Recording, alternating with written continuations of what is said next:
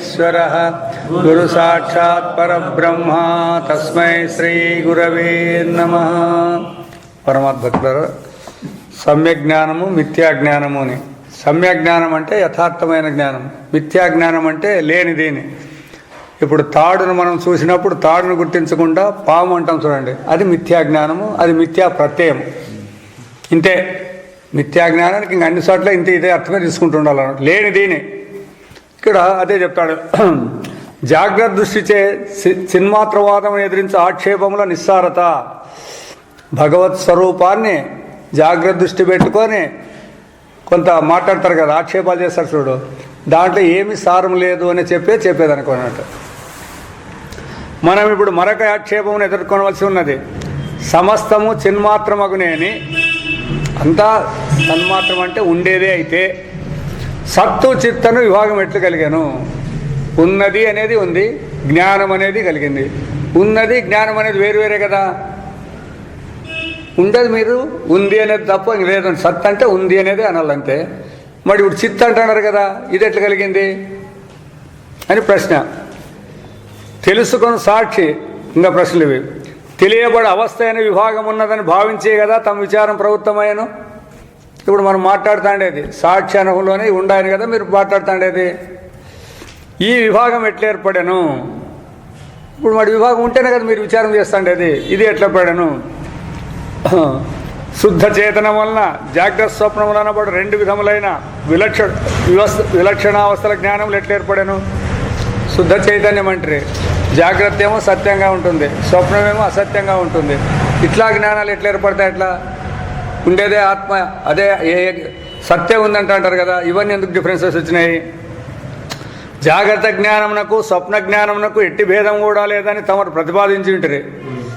రెండూ ఒకటి అని చెప్పింటారు. కానీ జాగ్రత్త జ్ఞానం సరైనదనియు స్వప్న జ్ఞానం ఒట్టి భ్రాంతి అని మనకేలా భాషించుతున్నది. మీరేం చెప్తాంటారు రెండో ఒకటేనని. అయితే మాకు అట్లా కనపడలేదు కదా. స్వప్నం వేరే కనపడుతుంది భ్రాంతిగా, జాగ్రత్త సత్యంగా కనపడుతుంది కదా. జాగ్రత్తన ద్రవ్య గుణాదులు జ్ఞానములు వేరువేరుగా కనబడేగాక వాని జ్ఞానములు ఎందుకు కొన్ని సత్యములనియు మరికొన్ని అసత్యములని తోచుండ కారణమేమి? ద్రవ్యాలు, దాని యొక్క గుణాలు, జాతులు ఇవన్నీ ఉన్నాయి కదా, ఇవి కనపడుతున్నాయి కదా. మరి ఇవి కూడా భేదాలే ఉన్నాయి కదా, మాకెందుకు ఇట్లా కనపడాలా?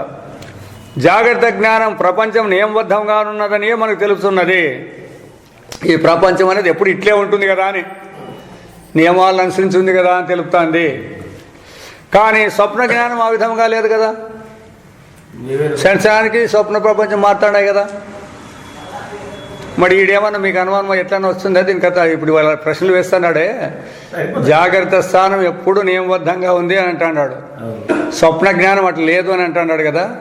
ఏ ఆధారంతో అంటున్నాడంటే వాడు జాగ్రత్త బుద్ధితోనే అంటాడేది అనేది. ఇదిగాక స్వప్నము మనకు వ్యవస్థితమైన జ్ఞానము సంభవించుట కంటేను ఎక్కువగా కల్పనాశక్తియే మమ్మల్ని ఆవరించుడని చెప్పదగును. స్వప్నంలో అన్ని కల్పనలే ఉంటాయి కానీ ఒరిజినల్గా నిజంగా ఉండేది తక్కువగా ఉంటుంది. ఇట్లో సత్ చిత్ విభాగము, అవస్థ, తజ్ఞాన విభాగము, వివిధ విషయ జ్ఞాన విభాగము, సత్యాసత్య జ్ఞాన విభాగము అన్నవి మన అనుభవందున్నను వారిని నిషేధించుట సముచితమా? ఇవన్నీ ప్రశ్నలు అన్నమాట ఇవి. ఎందుకంటే డిఫరెన్సెస్ ఇక్కడ అన్నీ మనకు కనపడే, జాగ్రత్తలు ఇవన్నీ కనపడతాయి, అవస్థలు కనపడతాయి, అవస్థల్లో ఉండేటివి విషయాలు కనపడతాయి, వాటిలో భేదాలు కనపడతాయి. ఇంకా స్వప్నమేమో తోచిపోయేది అంటారు, జాగ్రత్త ఏమో సత్యంగా ఉండేదని తోస్తాడు. ఇన్ని రకాలు తోస్తాడాయి. ఇది మీరు ఉండేది చిత్త ఒకటే అని అంటారు కదా, ఎట్లా సరిపోతుంది? ఇది జ్ఞానం ఒకటే అంటారు కదా, ఎట్లా సరిపోతుంది అని.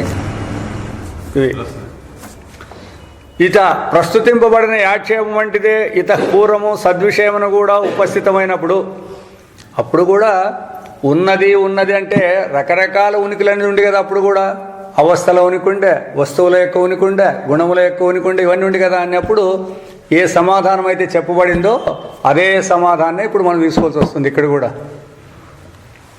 కానీ ఈ ఆక్షేపమునకు మరొకసారి పరిహృతి ఆవశ్యకత లేదు. ఎందుకంటే ముందే చెప్పేసినారనమాట, పరమాత్మ స్వరూపాన్ని విడిచి అవస్థలు లేవు అనే పదం ఎప్పుడు వచ్చిందో అర్థమైనా. పరమాత్మ స్వరూపం ఉంది అన్నారు, సరే అవస్థలు ఉన్నవి అన్నప్పుడు అప్పుడే క్లారిఫై అయిపోయిందన్నమాట. అంటే అంత సందేహాలన్నీ తీసేసినారు. ఎందుకంటే అవస్థలన్నీ తోచేటివే కానీ సత్యం కాదు అని చెప్పేసినారు. ఎప్పుడు అవస్థలు అనేటివే సత్యం కాదు అన్నాక అవస్థల్లో ఉండే విభాగాలు, అవస్థల్లో ఉండే వివిధ జ్ఞానాలు అవన్నీ ఎట్లా సత్యమవుతాయి? అవస్థలకే అస్తిత్వం లేదు. అవస్థల్లో ఉండేదాన్ని కట్టుకొని కదా మీరు మాట్లాడుతుండేది. ఇప్పుడు వాటి యొక్క ఉనికే లేదని చెప్పిన మాట. ఇప్పుడు కూడా ఈ విధంగా జ్ఞానాలు ఉన్నాయంటారు కదా, అదే సమాచారమే ఇటు తీసుకొని వస్తుంది. అవస్థలు అంత మనం విలువ లేకుండా చేసేస్తే ఎట్లా? ఇప్పుడు పరమాత్మ యొక్క ప్రతీతే కదా అవస్థగా మనం చేస్తాం. అవును, ప్రతీతి అంటే ఏం అర్థం తట్టుగా ఉండు. ప్రతీతి అంటే ఏం వస్తువు అని. అది ఇప్పుడు స్తంభం ఉంది, దాని యొక్క ప్రతీతి మానవుడిగా కనపడతాడు. ప్రతీతి సత్యమా? మరి దాన్ని ఎట్లా తీసేస్తారంటే ఆత్మ యొక్క ప్రతీతి సత్యం కాదని తీసేసిందే దాన్ని. నీ జాగ్రత్తలో నువ్వు పెట్టుకుంటావు, తప్పు రెక్కలో పెట్టుకుంటారు మీరు, అంతేగాని అడుండేది యథార్థమేమి స్తంభము. మీరేమనుకుంటున్నారు? మబ్బులో మనిషి అనుకుంటున్నారు. వానికి విలువ ఉంటుందే? అదే ఇక్కడ. కాబట్టి అవస్థలకే సత్యత్వం లేనప్పుడు అవస్థలలో ఉండేదానికి ఎట్ట సత్యత్వం వస్తుంది? ఇది తీసుకుని రావాలన్నమాట. ఇట్లా బింబం ఏడుంది? మనం మనిషి యొక్క అద్దంలో బింబం చూస్తాం కదా, చూస్తావు? సత్యం కాదు అంతే. అది అద్దుంది, అది అద్దం ఉండాలి నీకు. ఇక్కడ ప్రతీతి అయ్యేదానికి అద్దాలు గిద్దాలు ఉండే పని లేదు. మొబ్బులో పోతా అంటావప్పా, మొబ్బులో పోతా అంటావు. ఏదైనా కనపడితే నువ్వేమనుకుంటావు? నీవు ఎవడో మనిషో లేదా దొంగో ఏమో అనుకుంటారు, మీకు బుద్ధి బుద్ధిని అనుకుంటారు. అది వాటిని ప్రతీతి అంటారు. అవి నిజంగా వస్తువులు లేవు. వస్తువు వేరే ఉంది, మీరు అనుకుంటే వేరు వేరే అంటారు. అట్లా ఇప్పుడు ఆత్మ ఉంది, మీరేమనుకుంటున్నారు? జాగ్రత్త అంటున్నారు, స్వప్నం అంటున్నారు, నిద్ర అంటున్నారు. అవి ఉంటే కదా దానికి ఏమని చెప్పదు. ఇప్పుడు ప్రతీతి అవుతుంది, ప్రతీతికి ఏదో ఒక అదే ఆధారం అని చెప్తాంటారు కదా. మూలం ఉండాలి. మూలం అంటే తప్పు తెలివే ఆధారము కనపడతాను అంతే. ఇప్పుడు తాడు నుంచి కరెక్ట్ లేవులే. సరే, తాడు నుంచి అదే పాము కనపడుతుంది. అక్కడ తాడు మూలం పాముకి, పాము యొక్క తోపికకి. అట్లా ఇప్పుడు ప్రపంచం కనపడుతుందంటే పరమాత్మ మూలము, పరమాత్మ మూలం కదా అంతే. అది మరి అదే కదా చెప్తాండి. అది మూలము. మరి పరమాత్మ ఆ విధంగా ఎందుకు తోయాలంటే అజ్ఞానం వల్ల, తప్పు తెలియదు వల్ల అని చెప్తున్నాడు. పరమాత్మే మూలము. ఏ దానికి భ్రాంతి కలగాలంటే అధిష్టానం ఉండే తీరాల. అవునా? అందుకే మీరు పరమాత్మను గుర్తించనందువలన మీకు ఈ తోపికలు కనపడతాడని శాస్త్రం చెప్తాండి. అది అంతే. మూలమే లేకోకుండా పోతే అవి ఎట్లా కనపడతాయి? ఇప్పుడు అంతేకాదు. ఇప్పుడు కూడా ఉదాహరణగా చూడండి, ఇంకా అట్లా కూడా చెప్తుంది ఒక తూరు. దానికి అది కూడా ఉండాల్సిన పని లేదు. ఆకాశం నీలంగా ఉందంటున్నారు. ఆకాశం నీలంగా ఉందంటున్నారు. ఎట్లొచ్చేదానికి? కాబట్టి కొంతవరకు దాన్ని తీసుకుంటాడు, మళ్ళీ లాస్ట్కి దీన్ని కూడా కొట్టేస్తాడు. భ్రాంతి కలిగేదానికి ఉండాలని రూల్ ఏం లేదు. ఊడు కూడా అవసరం లేదు. ఒక తూరి సాధ్యమైనంత వరకు వ్యవహారంలో ఉంటాయి. ఇప్పుడు ఫైనల్కి వచ్చినాక ఆకాశం నీలంగా కనపడుతుంది. ఏం ఆధారంతో కనపడుతుంది నీకు? సమాధానం లేదు. కాబట్టి ఇట్లా పట్టుబట్టుకుంటుందని చెప్తాడు. ఒకసారి వస్తాయన్నమాట. అన్ని చోట్ల రావు. సాధ్యమైనంతకు ఇవే చెప్పుకుంటూ పోతాడు. అధిష్టానం ఉంటేనే భ్రాంతి అయ్యేదని సహజం. ఎందుకంటే పరమాత్మ తెలియదు కాబట్టి దీని సమాచారం చెప్పుకుంటూ పోతుంటారు అనమాట. అట్లా అయినను జ్ఞాన దృష్టిచే ఎక్కువగా తెలుపదగిన విషయములు ఉండటం వలన ఆ సన్మాత్ర దృష్టితో చెప్తే చాలు, ఆటికే చాలు, మీకేం అవసరం లేదు. ఇప్పుడు జ్ఞానాలు అనే దాంట్లో ఎక్కువ అనేకమైన జ్ఞానాలు ఉన్నాయనే దృష్టి పెట్టుకుంటారు కాబట్టి మరలా ఈ ఆక్షేపం ఇచ్చట కైకొంటిమే. ఈ చిత్రరూపంలో కూడా ఆ ఆక్షేపాన్ని మళ్ళీ తీసుకుంటాం. శుద్ధ చేతనము ఏకము కాదు, దాని ఏకం అనకూడదు. ఏకము అంటే అనేకం ఉంటేనే ఏకం అనే పదం రావాల్సి వస్తుంది. అది ఏకము కాదు, అనేకము కూడా కాదు, సంఖ్య అన్వయింపదు. కావున దాని దృష్టిచే అవస్థలు కానీ అందుతోచు జ్ఞానములు కానీ దానికంటే భిన్నములైన ద్వితీయ పదార్థములు కావు. ఈ దృష్టిచే కూడా అవస్థల జ్ఞానము త్రివిధమనుటయు. ఎప్పుడైతే ఆ దృష్టితో మనం చూసినట్లయితే అవస్థ లేకపోతే ఇంకా అవస్థల్లో 3 రకాల జ్ఞానాలు ఉన్నాయంటున్నారు చూడండి. వ్యవహార జ్ఞానము, పారమార్థిక జ్ఞానము, ప్రాతిభాషిక జ్ఞానం అనేది. వాని యందు వివిధ జ్ఞానములు విభక్తములై తోచునట్టు సమంజసం కాదని సుస్పష్టమగుతున్నది. ఈ రీతి మనం అవలంబించిన భేద బుద్ధికి జాగ్రత్త దృష్టియే కారణమనుటని జ్ఞప్తి అందించుకునవలేను. ఏదైనా మాట్లాడినారు అంటే జాగ్రత్త బుద్ధితో మీరు విషయాలను విశ్లేషించకపోతారు. జాగ్రత్త బుద్ధికి ఎంతవరకు మీరు విలువ వెళ్ళప్ప అంటే జాగ్రత్తలో ఉండడానికి మాత్రం విలువేయండి అంతే. స్వప్నాన్ని గురించి మాట్లాడేటప్పుడు దీన్ని ఉపయోగించద్దండి, నిద్ర గురించి మాట్లాడేటప్పుడు దీన్ని ఉపయోగించద్దండి, పరమాత్మ గురించి మాట్లాడేటప్పుడు ఉపయోగించద్దండి. మీ వ్యవహారానికి గురించి చూడండి, మీ వ్యవహారానికి వాడుకోండి, పర్వాలేదు. ఎందుకంటే దానికి అవే కావాల్సిండేది, మీకు అదే కావాల్సిండేది కాబట్టి దానికి సరిపోతాయి. ఈ జాగ్రత్త బుద్ధికి పరమాత్మ తెలుసుకునేటువంటి యోగ్యత లేదు, స్వప్నాన్ని గురించి తెలుసుకునే యోగ్యత లేదు, మెలకుని గురించి తెలుసుకునే యోగ్యత లేదు, ఏమీ లేవు. అట్టేటప్పుడు దీన్ని ఉపయోగిస్తామంటే ఎట్లా తెలుస్తుంది? ఈ బుద్ధికి విషయాలు ప్రమాణాల ద్వారా తెలియబడేటివి ఏమన్నా ఉంటే కనుక్కుంటుంది. ప్రమాణాలు లేవు అంటే దీని కథ లేదు, మాట్లాడేకే లేదు దీనికి. అందుకే రూపం ఎట్లుంటుందంటే కళ్ళను అడిగితే రూపం ఎట్లుందంటే ఏం చెప్తాడు వాడు. మరి బుద్ధి ఉంది వానికి, మనస్సు ఉంది, రూపం ఎట్లుందంటే చెప్పడు కదా, ప్రమాణం లేదు. అట్లా వాడు ప్రమాణాలు లేకపోయినప్పుడు ఈ బుద్ధి ఏం చేస్తుంది? అన్నిటికీ గురించి మాట్లాడేపోతుంది. ఆత్మ గురించి మాట్లాడేపోతుంది. ఆత్మకి అవయవాలు ఉన్నాయా, ప్రమాణాలు ఉన్నాయా? బుద్ధిని అందుకే చాలామంది బాగా విచారం చేసుకోవాలి. మనం బుద్ధిని ఎప్పుడు ఉపయోగించాలంటే వ్యవహార దృష్టికి పెట్టుకుని ఉపయోగించాల్సిందే కానీ మిగతా విషయాలు దీన్ని ఉపయోగించకూడదు, ఎట్టి పరిస్థితుల్లో కూడా ఉపయోగించకూడదు. కారణం చెప్తుంది, జాగ్రత్త జ్ఞానమును స్వరూపమును జాగ్రత్త బుద్ధియే నిర్ణయింపజాలదు. ఇప్పుడు నీకు ఇది టేప్ రికార్డ్ ఎందుకు కనపడిందంటే దానికి ఏమో ఎందుకు చెప్తుందో, మళ్ళీ ఇది కనపడింది, ఇది బుక్గా కనపడింది అంటావు, ఇది బుక్గా కనపడింది అంటావు, ఇది టేప్ రికార్డ్ అంటావు, అది స్తంభం అంటావు కదా. ఇన్ని రకాల భేద బుద్ధులు ఎట్లా వచ్చినాయి? నీ బుద్ధిని అడగండి మీరు, ఎందుకు ఈ భేదాలు వచ్చినాయని చెప్పాలి కదా. అది చెప్పాలి, ఎందుకు డిఫరెన్స్ ఎందుకు అని రావాలా అని, భేదాలు ఎందుకు అని వస్తాడని. అందుకే అది విషయాలవి భేదాలని చెప్పలేదు, జ్ఞానాల భేదాన్ని చెప్పేకి రాదు దానికి. అయితే వాడేదేం వాడుతుంది, అది గుర్తుపెట్టుకోండి. ఇవన్నీ దానికి సమాధానం చెప్పేకి యోగ్యత లేకుండా అన్నిటినీ వాడుతుంది. ఇప్పుడు మిమ్మల్ని ప్రశ్న వేస్తారనుకోండి, ఎవరు ఏమయ్యా మీకు అవస్థలు ఉన్నాయా లేదా అంటే ఏం చెప్తారు మీరు? ఉన్నాయంటారు. ఎట్లా చెప్తుంది అంటే జాగ్రత్త బుద్ధినే కదా నువ్వు చెప్పిండేది. ఎట్టెట్ వచ్చినాయని బుద్ధిని అడగండి, యాది జాగ్రత్త, యాది స్వప్నము, యాది నిద్ర, ఎట్లుండాలి చెప్పు అని అడుగు. ఇప్పుడు అడుగు. 3 అని చెప్పింది కరెక్టే. 3 అని చెప్పేటప్పుడు ఎట్లుండాలా? దేశంలో ఉండాలా, కాలంలో ఉండాలా, దాని పక్కన ఒకటి ఉండాలా, 1, 2, 3 అని. మరి ఇది ఒకటి ఉన్నప్పుడు లేదు కదా, 2 లేవు కదా, 3 అని ఎట్లాంటివి అని అడగండి, ఏం చెప్తుంది? అందుకే జాగ్రత్తలోనే జాగ్రత్త బుద్ధిని విషయాలు అడిగితే దానికి చెప్పే యోగ్యత లేదు. దాన్ని అనుమానాలు పెట్టుకొని దాంతో మీరు ఆక్షేపాలు చేసే కూర్చుంటున్నారు. ఇది జాగ్రత్త ప్రపంచమున మనకు గోచరమగు జ్ఞాన విభాగము. కానీ జ్ఞాన విభాగం అంటే ఏమి? రూప జ్ఞానము, స్పర్శ జ్ఞానము, గంధ జ్ఞానము, రాయి జ్ఞానం, ఏదన్నా సరే జ్ఞానాలు ఇవన్నీ ఇతర విభాగములే కానీ ఇంకా విడివిడిగా ఉన్నట్టు. కానీ చిన్మాత్ర సుఖండ ఏకరసమును సిద్ధాంతమునకు ఏ విధమైన హాని కలిగింపదని రుజువుపరచుటకు మరి ఒక యుక్తి కూడా కలదు.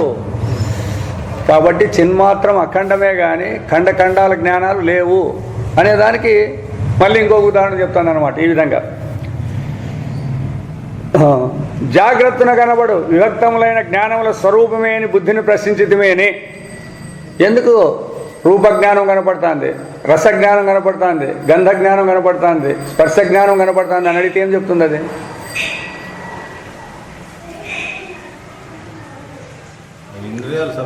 జ్ఞానానికి అది తెలిసింటే కదా, జ్ఞాన సమాచారం తెలిసింటే కదా చెప్పాక భేదాలు చెప్పాక. ఇప్పుడు మనకు వస్తువు విషయం తెలిసింటే దాంట్లో భేదాలు నువ్వు చెప్తావు. ఆ వస్తువు సమాచారం జ్ఞాన సమాచారమే దానికి తెలియదు, జ్ఞానం చేత అది ప్రకాశింపబడుతుంది. అట్లా దానికి ఎట్లా తెలుస్తుంది ఆ సమాచారము? అట్లా ప్రశ్నించితమే అని అది వెంటనే మౌనం దాల్చును. ఆ ప్రశ్న వేస్తే ఇది ఇంతే అంటుందంట, అంతే. గట్టి కడితే ఏమయ్యాది అట్లా అంటే ఉండేది అదంతే. దాని నుంచి అట్లా చెప్పినాము. రూపం కనపడింది, రూపజ్ఞానం అన్నాము, రసం కనపడింది, రసజ్ఞానం అన్నాము, ఇంతే. రసజ్ఞానం కనపడిందా నీకు? మరి ఇంకంతేకాదు. నేను ఇతరమను విభాగ విషయమందును, నేను ఇతరం అంటారు కదా, మరి ఇదన్నా చెప్పండి. నేను అంటే ఏమి, ఇతరం అంటే ఏమని అదన్నా చెప్పండి చూస్తాము. దానికి విషయమైంది ప్రపంచం అంటే నామరూపాలు ప్రపంచంలో నేను ఇతరం అంటే అందరూ ప్రజలు ప్రపంచంలో నేను ఇతరం ఉందే అని అంతా ఒకటే. నువ్వు ప్రపంచంలోనే పడినావు కదా, మళ్ళీ నేను ఇతరం అనేది నీకు వచ్చేది అతనికి.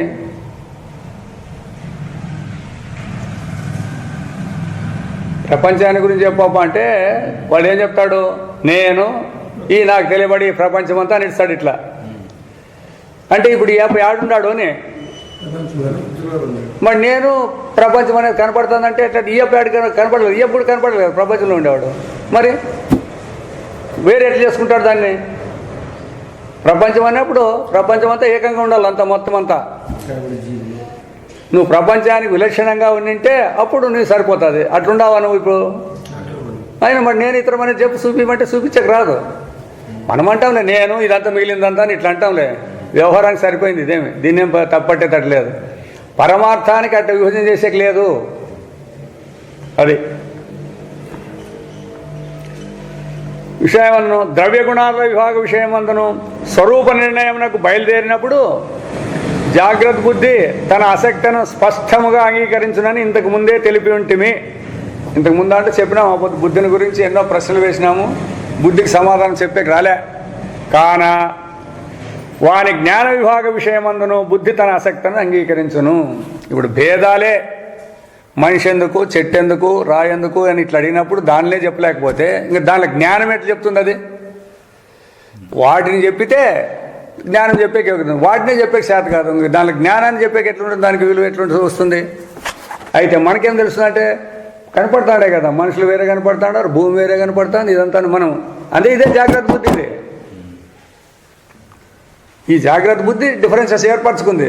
అయితే ఎందుకు అనే పదానికి మాత్రం సమాధానాలు దానికి చెప్పేకి రావు. కాబట్టి విషయమందు విభాగం లేనప్పుడు దాని జ్ఞానమును విభాగం సంబంధించడానికి కారణం ఉండదు. ఒక వస్తువులో భేదం, చెట్టు ఉంది, చెట్టులో బుడము ఉండాలి, ఆకులు ఉన్నాయి, కొమ్ములు ఉన్నాయి, పండ్లు ఉన్నాయి, పూలు ఉన్నాయి అని విభాగం చేస్తే అప్పుడు జ్ఞానాలు వస్తాయప్ప. అట్లా దాని విభజనకే ఆ విభాగాల విషయాలకే సరిగ్గా చెప్పమంటే చెప్పలేకపోయినప్పుడు ఇంకా దాని జ్ఞానం అనేది దీనికి ఎందుకు వస్తుంది అని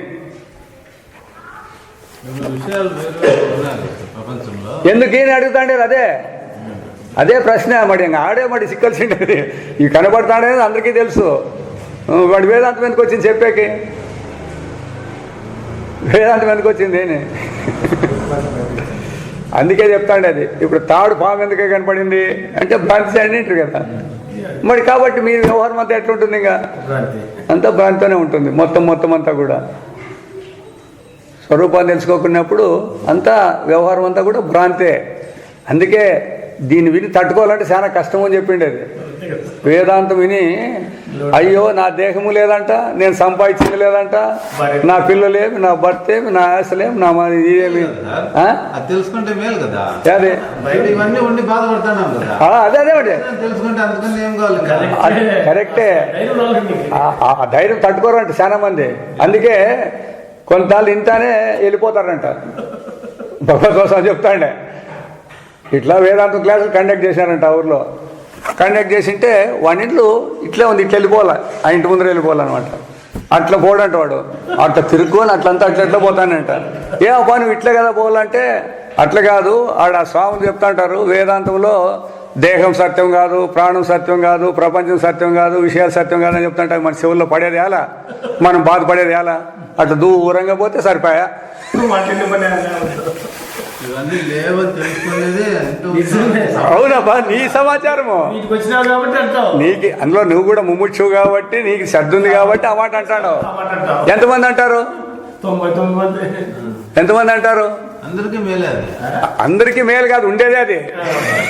మేలు కాదు, అందరికీ ఉండేదే అది. అందరి స్వరూపం పరమాత్మే, అందరూ దుఃఖం లేనోళ్ళే, దాంట్లో ఏమనుమానం లేదు. దాన్ని చెప్తామయ్యా అంటే అదొద్దు, మాకి ఇవన్నీ ఉండాలా, అది కావాలా, దుఃఖం లేకుండా. దేహము ఉండాలా, ప్రపంచము ఉండాలా, భగవంతుడు ఉండాలా, దుఃఖము ఉండకూడదు. ఇది ఎట్లా సరిపోతుంది? ఇది అందుకే వైరాగ్యం అనేది ఎవరికైతే ఉంటుందో వాళ్ళకి దీనికి వినే ధైర్యం ఉంటుంది అని. వైరాగ్యం అనేది అంటే నీకు విషయాలైన విరక్తి ఉండాలి. అది ఆ ఉంటేనే అప్పుడు నీటి పట్టుకొని వస్తుంది. అది లేకపోతే పట్టుకొచ్చగలేదు. ఒకవేళ పట్టుకొచ్చినా 2 నాలుగు తింటాడు, 3వ దినం గౌట్ మళ్ళీ నిలబడి ఇక్కడ. దానికి ఎంతమంది నిలబడతారంటే చెప్తారు. అదే తూరు పోసినప్పుడు తాలెంతో గట్టిదెంతో అట్లుంటుంది సరికిడానే. మొదటి వేదాంత సభలు అంటే అందరూ దండికి వస్తారు, అడ్వైజ్ చేస్తానే 2-3 దినాలు వింటారు. కథలు గీతలు ఉంటే పర్వాలేదు వింటారు. కథలు లేకుండా కేవలం ఇట్లా అదిగని చెప్పే మొదలు పెట్టి మాకు అర్థం కాలేదప్ప. అది ఎందుకు అర్థమవుతుంది? బుద్ధికి అర్థం కాదనేది ఈడే చెప్తాను. అదే మీరు ఉపయోగించేది బుద్ధిని, అది పొరపాటు జరుగుతుంది. శాస్త్రం ప్రకారం ఏం చెప్తుందంటే ఎక్కడ పోయినా నీకు పోయినా పోకుండా దొరికేదేమో ఉంది. ఎందుకంటే కర్మమున పుట్టు జంతువు, కర్మముననే వృద్ధి చెందు, కర్మముననే చెడు, కర్మమే జనులకు దేవత. చూడండి, కర్మమే సుఖ దుఃఖములకు కారణము. కర్మములు మేలునిచ్చును, కర్మంబులు కీడునిచ్చు, కర్తలు తనకు కర్మలు దేవుళ్ళు. కాబట్టి అంతా నువ్వు చేసే కర్మయే నీ దగ్గర ఉంది, కానీ ఎక్కడో పక్కకు పోయి తెచ్చుకునేది లేదు. అది తెలుసుకోవాలి మీరు. అదే ముఖ్యమైన పాయింట్ అన్నమాట. ఎక్కడ పోయినా కూడా ఎవరు ఇచ్చేయలేదు, అధికారం లేదు. ఎందుకంటే బ్రహ్మకైనను పరుల తడవగా ఏమిటికి అంటాడు. నీవు చేసింటే పాప పుణ్యాలు చేసింటే ఆయన నీకు పాపాన్ని పోగొట్టేది కానీ పుణ్యాన్ని పోగొట్టే అధికారం ఆయనకాడుంది. సృష్టికర్త బ్రహ్మకే లేదు. నీవు ఏ పాపం చేసినావో ఏ పుణ్యం చేసినావో దాన్ని అనుభవించే దేహమే మీకు ఇస్తాడు, అంతే. ఆయన వేరే చేసేయలేదు. అది మరి గురువులు ఏం చేస్తారప్ప అంటే ఈ పాప పుణ్యాలు అనేది కానీ జనన మరణాలు అనేటివి లేని పరమాత్మ స్వరూపం తెలుపుతారు ఒక గురువు మాత్రమే. యా దేవుడికి మొక్కున్న జ్ఞానం ఏమి వచ్చేలేదు. దేవుడికి మొక్కున్న జ్ఞానంకో సంబంధం లేదు. అది మీరు మొక్కుండేది ఎట్లా మొక్కోవాలా ఒకవేళ అట్లా మొక్కోవాలనుకుంటే కూడా మాకు జ్ఞానం కావాలని మొక్కుంటే దానికి సాయం చేస్తారు. విషయాలు సాయం చేసేయలేదు. ఎందుకంటే జ్ఞానం నీ స్వరూపము, దాన్ని ఇంకోటి నుంచి పంచి తెచ్చిచ్చలేదు, లేని తెచ్చిచ్చలేదు. మీరు కోరే విషయాలు ఎట్లున్నాయి, మాకు దుడ్లు కావాలన్నారు, అది నీ సొంతం దగ్గర లేదు, తెచ్చేయాలంటే నీకు ఆ పుణ్యం చేసింటే ఆ సంస్కారం ఉంటే వస్తుంది. ఇట్లా ఆరోగ్యం కానీ ఏమన్నా కానీ అవన్నీ కూడా మనకు రావాలప్ప అంటే లేని తెచ్చుకుంటాడు మనం. అవి ఆ లేని భగవంతుడు కానీ ఎట్లిస్తాడు, ఏ దేవత కానీ ఎట్లిస్తుంది? ఇప్పుడు ఎలిజిబిలిటీ ఉంటే ఇస్తారు, ఎలిజిబిలిటీ లేకపోతే ఎట్లిస్తారు? జిల్లా ఆఫీసర్ నుంచి పెద్ద అవసరం పై నుంచి వచ్చిండాలి వాళ్ళకి రూల్స్. అట్లా ఎవరైనా కానీ మళ్ళీ అంటాడు అవిధిపూర్వకంగా నన్ను అందరూ పూజిస్తాడారు అంటాడు భగవంతుడు. విధిపూర్వకంగా ఎట్లా చేయాలంటే పరమాత్మ నీవే నాకు కావాలనేది విధిపూర్వకం. అది అవిధిపూర్వకం ఎట్లా అంటే నాకు ఆరోగ్యం కావాలా, ఆయుష్ కావాలా, సంతానం కావాలా, ఉద్యోగాలు కావాలా, అవి కావాలా ఇవి కావాలని కోరుతాను చూడు వివిధ దేవతల్ని. ఆ దేవతలకు కూడా నేనే దేవుడు. వాళ్ళకు కూడా నా అనుగ్రహం ద్వారానే వాళ్ళకి వచ్చి వాళ్ళ నుంచి వీళ్ళకి వస్తుంది అని చెప్తాడు భగవంతుడు. భక్తి ఉంది వీళ్ళకి లేదనేకేం లేదు. అయితే ఎట్టుందంటే అవిధిపూర్వకమైన భక్తి ఉంది, విధిపూర్వకం లేదు వీళ్ళకి. డైరెక్ట్గా కోరు, అక్కడ పరమాత్మే కావాలని కోరు, ఆయనే కదా ఇచ్చేవాడు. కోరికలు తీర్చేవాడు కూడా నేనే, కోరికలు తీర్చేవాడు నేనే. అట్లాప్పుడు వాళ్ళని మద్దతులు ఎందుకు పట్టుకుంటారు మీరు? అంటారు కదా సత్రం భోజనానికి హుసేన్ సిఫారసు ఏమని. అట్లా కాబట్టి ఇక్కడ కూడా తెలుసుకోకున్నప్పుడు పోతారు, కరెక్టే. అయితే దాన్ని తెలుసుకొని పోవాలి. ఇట్లా నువ్వు నీకు ఇష్టదేవతనే ప్రార్థించు, పర్వాలేదు, దాని ఏం తప్పలేదంటుంది భగవంతుడు కూడా చెప్తాడు. ఎందుకంటే అట్లా తెలియకోకుండా మీరు పోద్దని చెప్పొద్దండి అని కూడా అంటున్నది. భగవత్పద భక్తులైన మీ క్రియం సొలయక పుణ్యతీర్థములు తీరిన కోరికలు ఇచ్చినాయి అంటాడు. ఎవరిని? ఉద్ధవుని గురించి మాట్లాడతాడు. మీకు జ్ఞానం ఉందప్ప, మీకు సరిపోయా. వాళ్ళకి జ్ఞానం లేదు పాపం, వాళ్ళు తీర్థయాత్రలు పుణ్యక్షేత్రాలు తిరిగే తీరుతారు. అట్లా వాళ్ళకి మీరు ఇట్లా ఎగరగొట్టద్దండి. మరి ఏం చెప్పాలా? ఈ విధంగా మీరు పుణ్యక్షేత్రాలకు పోయినా గుళ్ళకు పోయినా ఏడపోయినా కోరవలసిండేది ఇట్లా కోరండి.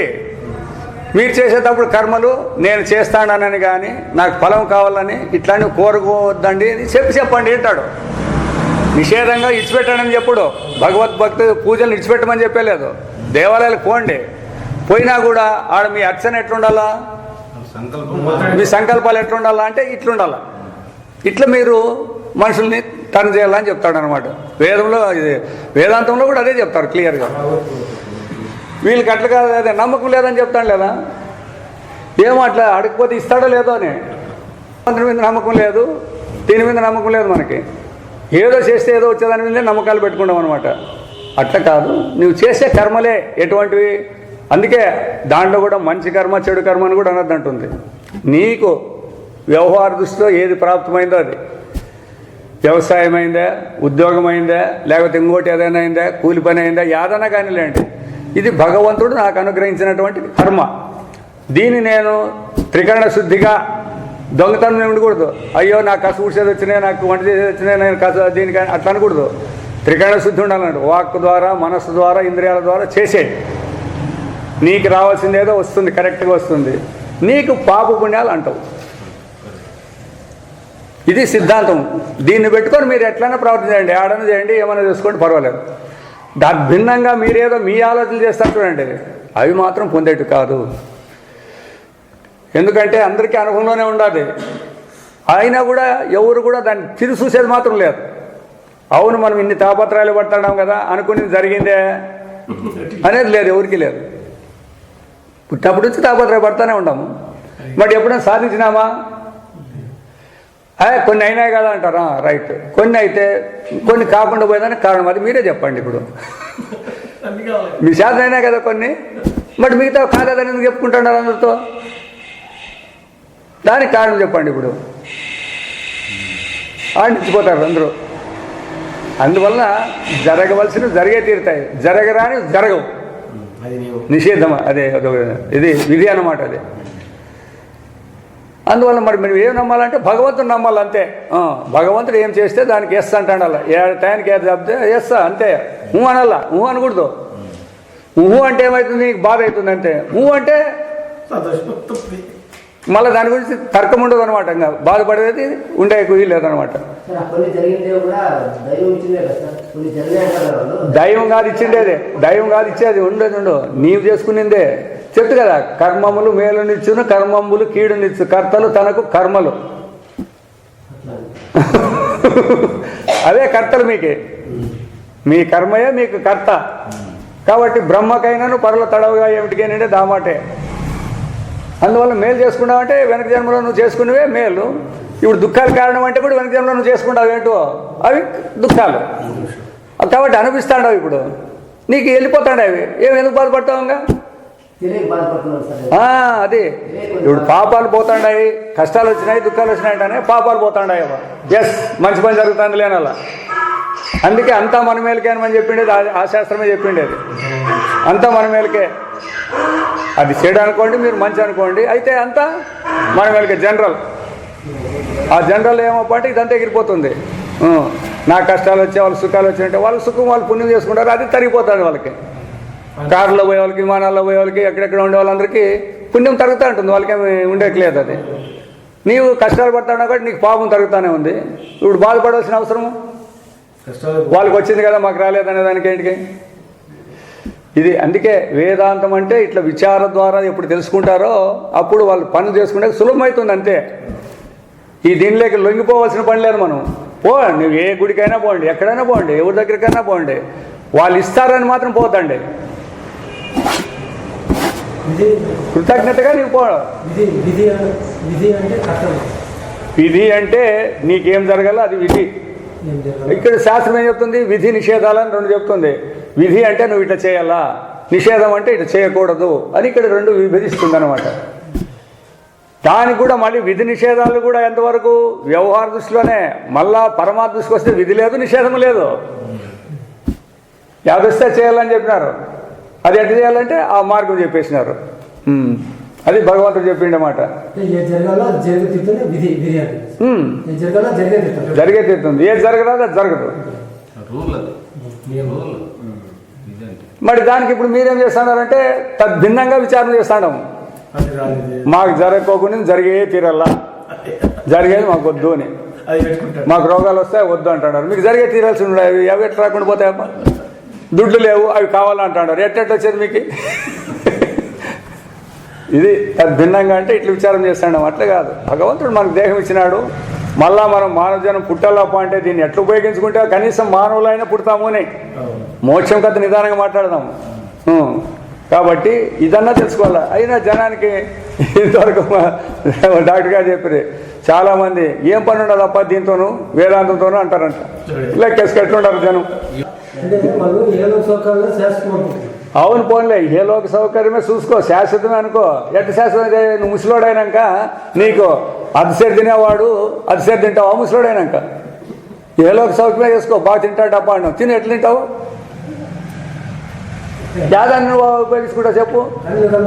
మనకి అన్నీ అయిపోయినాయి, పటుత్వం తగ్గిపోయినాయి, నీ భోగాల నుంచి అన్ని పటుత్వాలు పోయినాయి. అందుకే మరణము అంటే ఎవరికి తెలియబడదుని, మీకు తెలియకునే వస్తూ ఉంటుంది. ఎప్పుడు మీరు విషయాన్ని అనిపించినారంటే మీకు మరణం అయింది, దాన్ని అనిపించినారు అని దగ్గరికి వస్తాడారు మీరు. ఇప్పుడు 50 ఏళ్ళు అంటే పుట్టినరోజు చేసుకుంటా అయిపోయింది మీ బతుకు, దగ్గరికి వచ్చినారు 50 ఏళ్ళు బతికినారు, దగ్గరికి వచ్చినారు అని చూపియాలి. ఇది వీళ్ళు సంతోషపడతారంట దానికి. ఎందుకంటే దానికి ఒక మాట చెప్తారు, మేము 50 ఏళ్ళు బాగా బతికినాం కదా అన్నట్లని. 50 ఏళ్ళు బతికి ఏం చేసుకుంటావు? 50 ఏళ్ళు బతికినా ఏం చేసుకుంటావు చెప్పు? బాగా బతికినామంటే పరమార్థం వైపు మీరు తిరిగిందంటే అయిపోయింది, బస్. ఎట్లన్నా ఉండండి, ఎన్ని కష్టాలన్నా ఉండి ఎన్ని నష్టాలన్నా ఉండండి, అది మాకు కావాలనే బుద్ధి మీకు కలిగిందంటే అదే పుణ్యం, అంతే. వేరే పుణ్యాల గురించి ఆలోచన చేద్దండి. ఎవరైతే తమ స్వరూపమేమి లేదా పరమాత్మ అంటే ఏమని తెలుసుకునే ప్రయత్నం చేసినారా అదే పుణ్యం, తెలుసుకోకుండా పోయినారా అదే పాపం, అంతే. ఇంకా మిగతా ఇక్కడ చేసే పుణ్యపాపాలన్నీ వ్యవహారానికి చెప్పిండేటివి. వ్యవహారంలో ఎట్లుండాలనే దానికి అవి చెప్పినారే కానీ పరమాత్మ వ్యవహారానికి మాత్రం ఇదే పాప పుణ్యాలంటే రూల్స్ పెట్టిండేదన్నమాట. కాబట్టి విభాగ విషయమందును బుద్ధి తన ఆసక్తిని అంగీకరించును. విషయమందు విభాగం లేనప్పుడు దాని జ్ఞానమును విభాగం సంభవించుట కారణం ఉండదు. శిలాజ్ఞానము, భూజ్ఞానము, వృక్షజ్ఞానము, గృహజ్ఞానము మున్నగు విధముల మనం వ్యవహరించునుట చెప్తాను కదా. దాని జ్ఞానం దీని జ్ఞానం అనేది రాయి మన్ను మున్నగు విషయంలో విభాగం చేతనే కానీ జ్ఞానంలో ఏమైనా భేదాలు వచ్చినాయా? జ్ఞానంలో ఏం భేదం రాలేదే. మరి విషయాల నుంచి వాని జ్ఞానస్వరూపం అంతటి విభాగం కూడా మన అనుభవం గోచరింపదు. జ్ఞానంలో ఏమన్నా వచ్చిందంటే దానిలో ఏం సంబంధం లేదు. వీడు వస్తువులు వేరే ఉండే వేరే కనపడుతుండే అంతే. జ్ఞానం మాత్రము మీ వస్తువులు వేరు వేరే అయినట్లే జ్ఞానాలు వేరే అవుతాండే ఏమి. సరే జ్ఞానాలు వేరే అవుతాయని అనండి, రాయి జ్ఞానం అయినాక మళ్ళీ చెట్టు జ్ఞానం కాకూడదు మనకి మారింటే. ఇప్పుడు రాయి జ్ఞానం అయిందంటున్నారు కదా, మంచిదే ఉన్ని. మళ్ళీ ఇంక మళ్ళీ ఆ జ్ఞానం అయినాక మళ్ళీ కొత్తది రాకూడదు కదా. మళ్ళీ వృక్ష జ్ఞానం అయిందంటే ఇదేమైంది, ఇది పోయినట్లే కదా. ఇది అదే ఆడుంది తట్టుగా. జ్ఞానం అంటే ఎప్పుడు ఉండేది అని. ఇప్పుడు రాయి జ్ఞానం అన్నా వృక్ష జ్ఞానం అన్నా రాయి జ్ఞానం ఉంటుంది ఆడ పక్కలో, వృక్ష జ్ఞానమే కనపడుతుంది నీకు. రాయి జ్ఞానం ఆడుంది. ఇంకో వస్తువు చూసినప్పుడు ఇంకో జ్ఞానం అయింది, ఇది పోతుంది. ఇవే ముక్క అదే అదే అనేది ముక్కలు. ఇప్పుడు ఆకాశాన్ని ముక్కలు చేసినట్ల మెదడులో అదే చెప్తాడు. మెదడు అనేది కట్టుకట్టుకో, మెదడులో అనేది కట్టుకట్టుకో. మెదడు అనేది ఏమిటి? జ్ఞానం ద్వారానే కదా మెదడు తెలిసిండేది. మరి అదే సపరేట్గా ఉంది మెదడు అనేది. జ్ఞానాన్ని విడిచి మెదడు ఉండింటే దాంట్లో ఉంటుంది లేప అనొచ్చు మీరు. జ్ఞానాన్ని విడిచి మెదడు ఉంటుందే అవన్నీ. అందుకే దాంట్లో మెదడు కూడా వేసేయి, మెదడు కూడా బారే దాంట్లో నిలబడుతుంది అనొద్దు.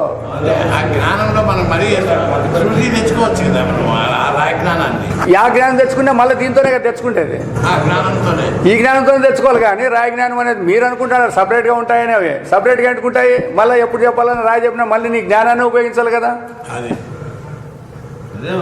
మరి అదే మరి అంటే జ్ఞానాన్ని విడిచి ఏ జ్ఞానాలు ఇతరాలు ఉండవు అనేదే నేర్చుకోవాలా అని.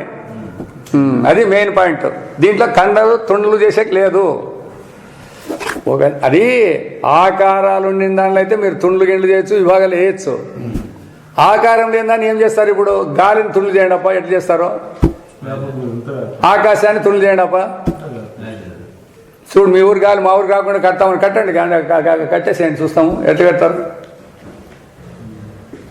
భూమిని కూడా ఖండాలు చేసేకేం లేదు, మనం పెట్టుకున్నాం ఖండాలు పెట్టుకున్నాము. తుండ్లు చేసేం పక్కకు పెట్టాం కూడా.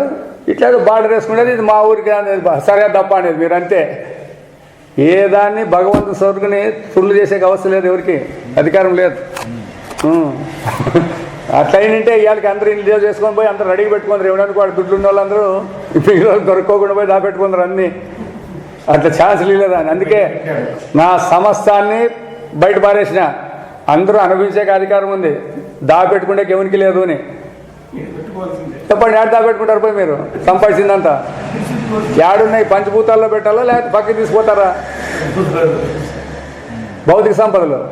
అయితే ఆధ్యాత్మిక సంపద ఉంచండి, అది దీనిలో ఉండేది కాదు. ఇది అది ఆధ్యాత్మిక సంపద, అది అతీతం, వీటన్నిటికీ అతీతం. అది దీనిలో ఉండేది కాదు. అందుకే ఎవడు పంచుకుంటే కూడా రాదు దీన్ని. విద్యనే పంచుకుంటేకి రాదు, ఇంక దీన్ని ఎవరు పంచుకుంటారు? ఎవరి జ్ఞానం ఎవరి సంస్కారం వాళ్ళకే. మళ్ళీ భార్య బాగుందప్ప, భార్య సంస్కారం భర్త కంటే క్వశ్చనే లేదు. రావణాసుడు వేరే, మండోదరే వేరే, అట్లా ఎవరెవరి కథలు వాళ్ళవే సంస్కారంలో. విషయములను వీడితిమే అని ఇప్పుడు విషయాలు ఇడిచిపెట్టినావు. ఇప్పుడు పుస్తకం అనేది ఇడిచిపెట్టాం అనుకో, ఇది ఒక జ్ఞానము, ఇది మరొక జ్ఞానం అని వివేచించి తెలుసు. జ్ఞానమున ఎట్టి విశేషం కూడా మనకు గోచరింపదు. రాయి కనపడినప్పుడు రాయి అన్నావు, పుస్తకం కనపడినప్పుడు పుస్తకం అన్నావు. మళ్ళీ ఎప్పుడైనా దాని గురించి మళ్ళీ మాట్లాడాలంటే ఏం చేయాలా? అది ఏడన్నా ఉందే అంటే మళ్ళీ దాన్ని చూసినప్పుడే మళ్ళీ వస్తుంది, లేదా మళ్ళీ దానికి అనుకున్నప్పుడు దానికి వస్తుంది. అంతేగాని స్వతంత్రంగా ఉంది అనే దానికి ఆధారమేమి? జ్ఞానాన్ని విడిచి. అది పాయింట్. అంతే మీకు మెయిన్. నువ్వు ఎంతూర్లన్నా మాట్లాడు, అదే చెప్తారు వాళ్ళందరూ. అట్లాంటి చెప్తారు కదా, అందరూ చెప్పలేకుండా కూడా కొన్ని విషయాలు చెప్తారు కదా అంటారు. చెప్పని ఎవరైతే చెప్పినప్పుడు కూడా జ్ఞానాన్ని విషయం చెప్పలేరు కదా.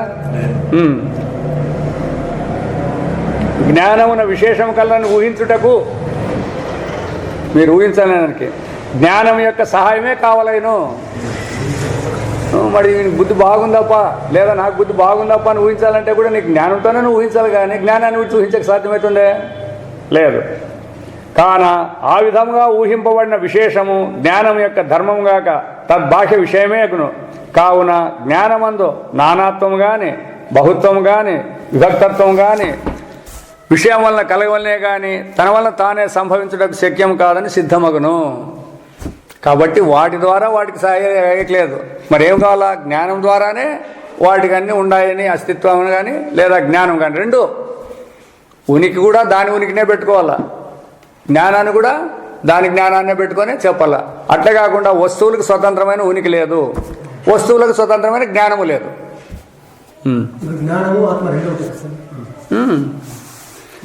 జ్ఞానము ఆత్మ ఒకటే.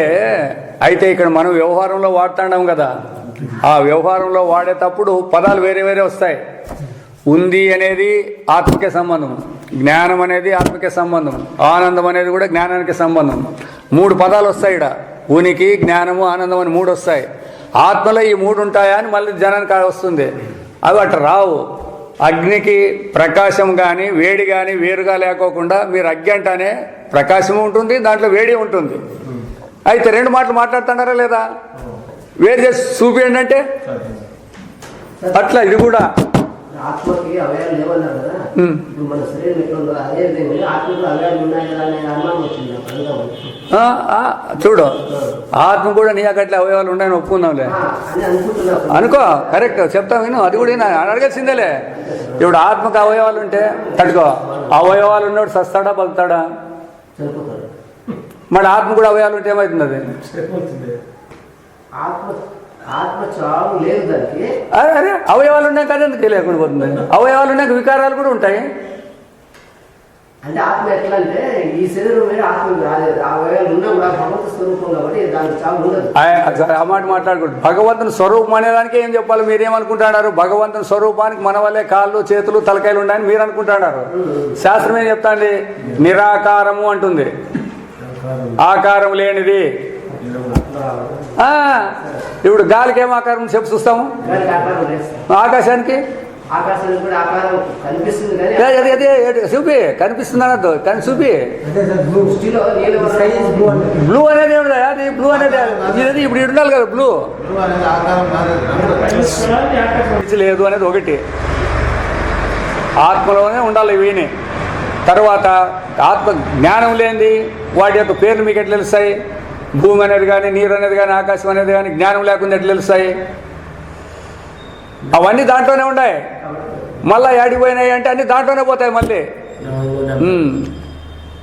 కాబట్టి ఎక్కడ పుట్టినాయో అక్కడే ఉండాలా, ఎక్కడ ఉండాయో అక్కడే నశించాలా. ఒకసారి పుట్టడము, ఒకసారి పెరగడము, ఒకసారి నశించడం లేదు. దానికే మన స్వప్న దృష్టాంతం మనకు చెప్పేది. స్వప్నం ఎక్కడ పుట్టింది? నీలో పుట్టింది. ఎక్కడ ఉండింది? నీలోనే ఉండింది. మళ్ళీ ఎక్కడ నాశనమైంది? నీలోనే నాశనమైంది. ఇది సులభంగా ఉందా లేదా? ఇంత సులభంగా ఉంది ఇది? అంత ప్రపంచం ఎట్లా పుట్టి మీలో? అది ఇంపార్టెంట్. ఎందుకు? ఆత్మస్వరూపంలో సంబంధం అది. మీరేం చేసినారప్ప అంటే దాన్ని దేహానికి అన్వయించుకుంటున్నారు. అది పొరపాటు అంతే. ఆడే పుట్టింది, ఆడే ఉంది. అది బయట ఏడకన్నా పోయి ఉంది, అది ఉండేదాన్ని స్వతంత్రంగా. లేదా బయట ఏడని సచ్చిందే, ఏడలేదే. అదే స్వప్న ప్రపంచం ఎట్లో జాగ్రత్త ప్రపంచం కూడా అంతే. తనలోనే పుట్టాలా, తనలోనే ఉండాలా, తనలోనే పోవాలా, అంతే. అందుకోసమే ఈ దేహ భ్రాంతి పోయేది పెద్ద కష్టము. దేహభ్రాంతి పోయేదానికే అవస్థలు కూడా నీకు ఉపయోగపడతాయి. ఎందుకంటే ఈ దేహం ఎప్పుడు నాకు ఇట్లే ఉంటుందంట అంటే జాగ్రత్త పోయిన తర్వాత స్వప్నం వచ్చినప్పుడు మీకు వేరే దేహం వచ్చినట్లు కనపడిందా లేదా? అప్పుడు మరి ఈ దేహం ఎక్కడ పోయింది? ఆ దేహం ఎక్కడి నుంచి వచ్చింది? అవునీ, ఆ పదాలు మళ్ళీ తెలుసుకుందరు. ఇప్పుడు మీ అనుమానాలు తీరినాయి. మళ్ళీ సాక్షికతకు పోదామండి, ఏం పెద్ద నష్టమేం కాదు. మొదటి డిఫరెన్స్ మనకు తెలిసిపోవాలా. దేహం నేను సత్యము అని మీరు ఇన్నాళ్ళు బిర్రగా పట్టుకుంటారు. దేహం సత్యం అయితే మరి స్వప్నంలో ఈ దేహం లేదు కదా, అనుభవం నీదే కదా, వేరే దేహంతో ఉండేది. మరి ఆ దేహం ఎక్కడ పోయినప్పుడు ఈ దేహం ఎక్కడ ఉంటుంది? నిద్రలో రెండు లేవన్నారు. మరి రెండు ఎక్కడ పోయి ఉంటాయి ఇవి? మళ్ళీ మెలకు వస్తానే ఎట్లొస్తాయి? ఇవి సమాధానాలు. అందువలన వీటిని రాకపోకలు తెలుసుకుంటాడో చూడు. స్వప్నంలో దేహం ఇప్పుడు లేదు, జాగ్రత్తలో దేహం స్వప్నంలో లేదు, నిద్రలో రెండు లేవు అని చెప్పేటువంటి నీ స్వరూపం ఎప్పుడు లేదు అనేది ఆలోచన, అంతే. అది మన స్వరూపం, అది పరమాత్మ. దాన్ని ఆత్మ అంటారు. దీనిలన్నిటికీ కాదు. ఎందుకు చెప్తాడారంటే ఇవన్నీ ఉన్నాయని మీరు అనుకుంటున్నారు. వీటి ద్వారా దాన్ని తెలియజేస్తాను శాస్త్రము. మీరు ఏదైతే తప్పుగా భావించినారో వాటిని ఉపయోగించి దాని మూలాన్ని మనకి తెలియజేస్తాడన్నమాట. మీరు మూలం పోలు కానీ దీనిలో ఉండే దానిలో తనలాడుకుంటే ఎప్పుడు ఆత్మలు అంటే ఈ దయ్యాలు పిశాచులు ఉంటాయి చూడు సార్, ఆ ఆత్మలు అనుకుంటారు. అవి వ్యవహారంలో ఏముండాయి?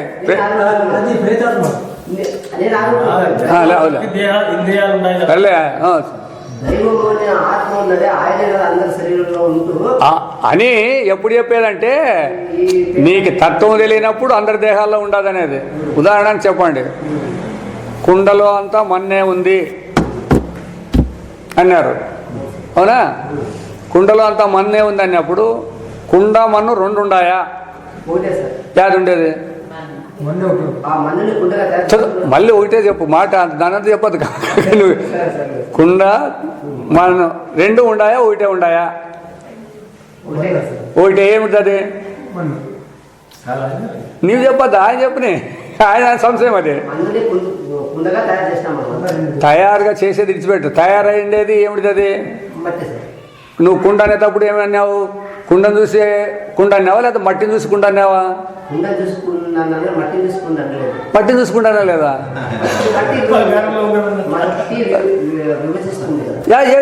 విభజించి అదే నేను అడుగుతాడు. మన్నుని కుండని ఇట్లా పక్కన పెట్టాను నేను అదే అడుగుతాడు. అది ఇప్పుడు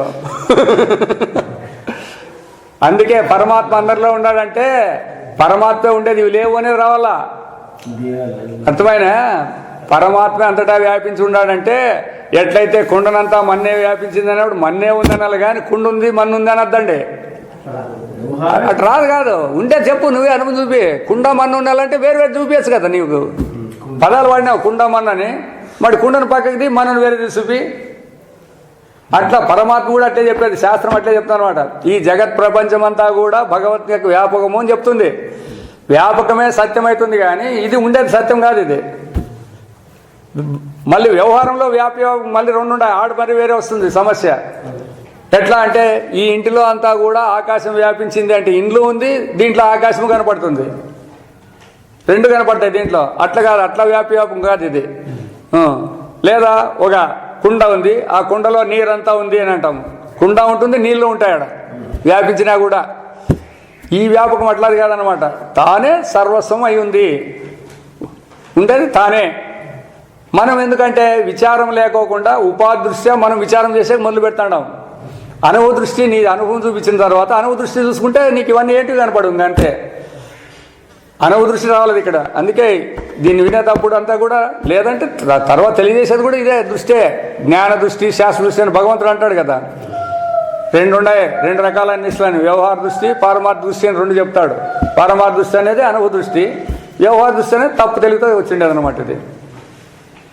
అందుకే ఆ పొరపాటు పడకూడదు. భగవంతుడు అనేవాడు వేరే ఉండి మనల్నంతా ఈ దీంట్లో చేరి ఇవన్నీ చేస్తాడు అంటాడు. అసలు అంటే ఇదంతా తప్పు తెలివికి సంబంధించింది.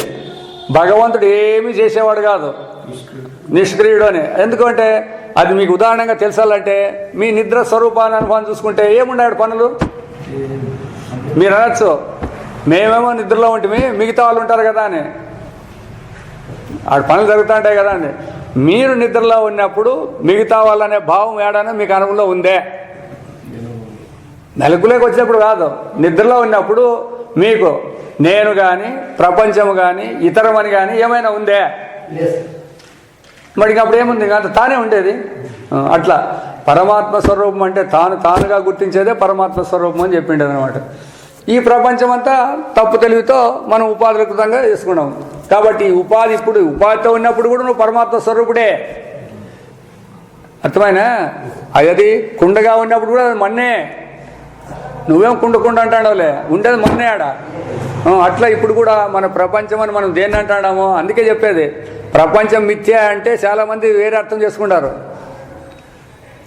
ఆత్మసత్యము జగన్మిథ్య అంటే చాలామంది జగత్ మిథ్య అంటే ఎట్లా అని అంటే అప్పుడు చెప్తాడు. ఆత్మసత్యము జగన్మిథ్య అంటే నామరూపాలతో తోచేటువంటి ప్రపంచం మిథ్య. ఆ నామరూపాలతో తోచేదానికి ఆధారమైన జ్ఞానం చూడు, ఇది సత్యము. ఇప్పుడు ప్రపంచం మిథ్య అవుతుందే పరమాత్మ అవుతుందే? నీ దృష్టితో చెప్పినాడు. ఇప్పుడు ఆ మిథ్యాలకి ఆధారమైండేది సత్యమా కాదా? నామరూపాలు మిథ్య, కుండ అనేది కుండ రూపం మిథ్య, మన్ను అనేది సత్యం కదా. మరి ఇప్పుడు కుండ లేకుండా పోయిందంటే నీకేం నొప్పి? మన్ను ఉన్నే ఉంది కదా. అట్లా ఈ నామరూపాలైనటువంటి దేహాలు, నామము రూపము ఇవి లేకుండా నీ స్వరూపానికి ఏమీ ఢోకా లేదు.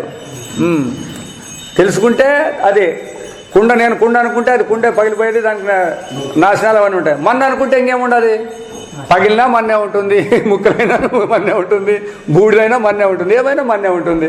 భయపడాల్సిన పని. అందుకే మహాత్ములకి మనకి చాలా డిఫరెన్స్ అనేది ఇవే. వాళ్ళు అట్లా కనిపెట్టేసినారు. ఇవన్నీ ఎన్నో జన్మల నుంచి తెచ్చుకున్నారు, కనిపెట్టినారు, వాళ్ళు ధన్యులైనారు. అయితే మనం వాళ్ళు చెప్పిన కూడా అంటే వాళ్ళు కూడా కొన్ని అనుభవపూర్వకంగా చెప్తే బోధపడుతుంది. అనుభవం లేకుండా వ్యవహార దృష్టితో చెప్తే కష్టం, బోధపడేది కష్టం అనమాట. చూడు ఇప్పటికి కూడా అంతా ఎన్ని చోట్ల విన్నా కూడా భగవత్ స్వరూపం అంటానే మనకట్లా ఆయనకి చేతులు కాళ్ళు ఉంటాయి, ఆయన మన కోరికలన్నీ తీరుస్తుంటాడు. చూడు ఇంకొకటి, భగవంతుడే అన్ని చోట్ల ఉన్నాడంటే ఇప్పుడు నీ మనసులో ఉండేది సంకల్పం రావాలంటే ఆయన నుంచి రావాలంటాడు, ఈయనలో నుంచి రావాలంటే ఈయనలోనే ఉంటాడు. యా అవయవాలంటే అందుకే భగవద్గీతలో అన్ని అవయవాలు నావే, అన్ని కన్నులు నావే, అన్ని చేతులు నావే అంటాడు. చూడు సహస్ర శ్లోకం ఉంది చూడండి. అది అన్ని, అందరి కన్నులు, అందరి తలకాయలు, అన్ని దేహాలు అన్నీ నేనే. అట్లనే చేసుకోవాలన్నమాట. అట్లా కాకుండా ఒక్కో దేహానికి ఒక్కోటని పెట్టుకుంటే భగవంతుడు ఎట్లుండే వస్తాడు? ఇంతమందిలో ఉండేదానికి ఎంతమంది భగవంతులు కావాలా? అది కాబట్టి జ్ఞానమును విశేషం కలదని ఊహించుటకు జ్ఞానం యొక్క సాయం కావాలను. ఆ విధంగా ఊపిపడిన విశేషము జ్ఞానం యొక్క ధర్మం గాక తద్బాహ్య విషయమే అగును. కావున జ్ఞానమందు నానాత్వం కానీ బహుత్వం కానీ విభక్తం కానీ విషయం వలన కలగవలనే కానీ తన వలన తానే సంభవించడం శక్యం కాదని సిద్ధమగును. కానీ విషయమందు ఏ ఒక్కదాని స్వరూపం కూడా నిలవజాలనప్పుడు పోనీ ఈ విషయాలన్నా సత్యంగా అట్లే ఉంటాయంటే ఇవి సత్యంగా ఉండలేదు, ఇవి మారిపోతూనే ఉంటాయి. దాని నానాత్వం కానీ బహుత్వం కానీ విభక్తత్వం కానీ నిర్ధరింపడేట్లు ఎట్లా దాన్ని విడిదీసి చూస్తారు? విషయముల యొక్క స్వరూపం నిర్దించుట శక్యమని చెప్పుట దిట్టతనమనియు, ఎవడైనా కరెక్ట్ అట్లే ఉంటుందని చెప్పేది చాలా ధైర్యమనియు, వాని లక్షణం నిర్వచించుట ఒకనొక వ్యక్తిదే అశక్యమైనను నీ ఎట్లా వాళ్ళకి చెప్పే చేత కాకపోయినా వేరొక వ్యక్తి అయినను లక్షణం సాధింపవచ్చుననియు, ఎవరో కొందరు తెలిపిన లక్షణముల యందలి దోషములను వెదికి చూపిన మాత్రాన వాళ్ళు ఎవరో కొన్ని పాయింట్ చెప్తాంటారు అనమాట. అందుకే ఈ వేదాంతంలో కూడా చాలామంది ఇట్లే చెప్తారనమాట. మీకు పరమాత్మ అంటే తెలియలేదు కదా, మరి పరమాత్మ జ్ఞానం ఎట్లయింది? ఇందుకు పూర్వపక్షాన్ని వేసినారు కదా, అవే లక్షణాలు వేసేసినారనమాట. ఉంటే కనపడాలి కదా లేదని. అట్లే వీళ్ళు కూడా వ్యవహార దృష్టితో మాట్లాడేటప్పుడు చూడండి అబ్బా మనం కర్మ చేసింటేనే కదా పుట్టిండేది అని అంటారు. ఒకటే మాటే ఫస్ట్ మాటలోనే కొట్టేస్తారు మిమ్మల్ని. కర్మ చేసించే పుట్టినాము అంటారు. కొంచెం నిలబెట్టమని అడగాల. పుట్టి కర్మ చేసినామా, పుట్టుకనే కర్మ చేసినామా? మరి మేము అడుగుతాండేది ఎందుకు పుట్టినావు అని అడుగుతాండేది. అవన్నీ చెప్పొద్దండి. కోడి ముందు కుక్క ముందు వద్దు, దానికి కథే వద్దండి. అవన్నీ వద్దు. అవి వ్యవహారంలో జరిగేటివి అవి. ఎందుకంటే వ్యవహారం లేనప్పుడు కోడి లేదు, కుక్క లేదు. విత్తనం ముందా చెట్టు ముందా అనేది లేదు. మొదటి ఇది సిద్ధం కానీ అండి. ఇంకా అంతకు ముందు కావాలంటే ఇంకా నేను సిద్ధం చేయండి అని అడతారు. ఇంకా ఎక్కువ తక్కువ మాట్లాడితే నీవు ఉన్నప్పుడు ప్రపంచం కనపడింది, నేను ప్రపంచం చూస్తాను అంటాను. కానీ నేను లేనప్పుడు ప్రపంచం ఉందే? నిద్రలో నేను లేదు, ప్రపంచం ఉందే? మరి అది విషయములకు లక్షణములు లేవనుట అసఖ్యమని కొందరు పాఠకులు భావించవచ్చును. అంతే, అట్లా అనుకోవచ్చు వీళ్ళు బుద్ధి బలంతో. కానీ జాగ్రత్తన మనకు గోచరమగు వివిధ దృశ్యముల లక్షణమును పరిష్కరించుటకు అసఖ్యమగుటకు పరీక్షకులు ఎందుగల అసమర్థత కారణం కాజాలదు.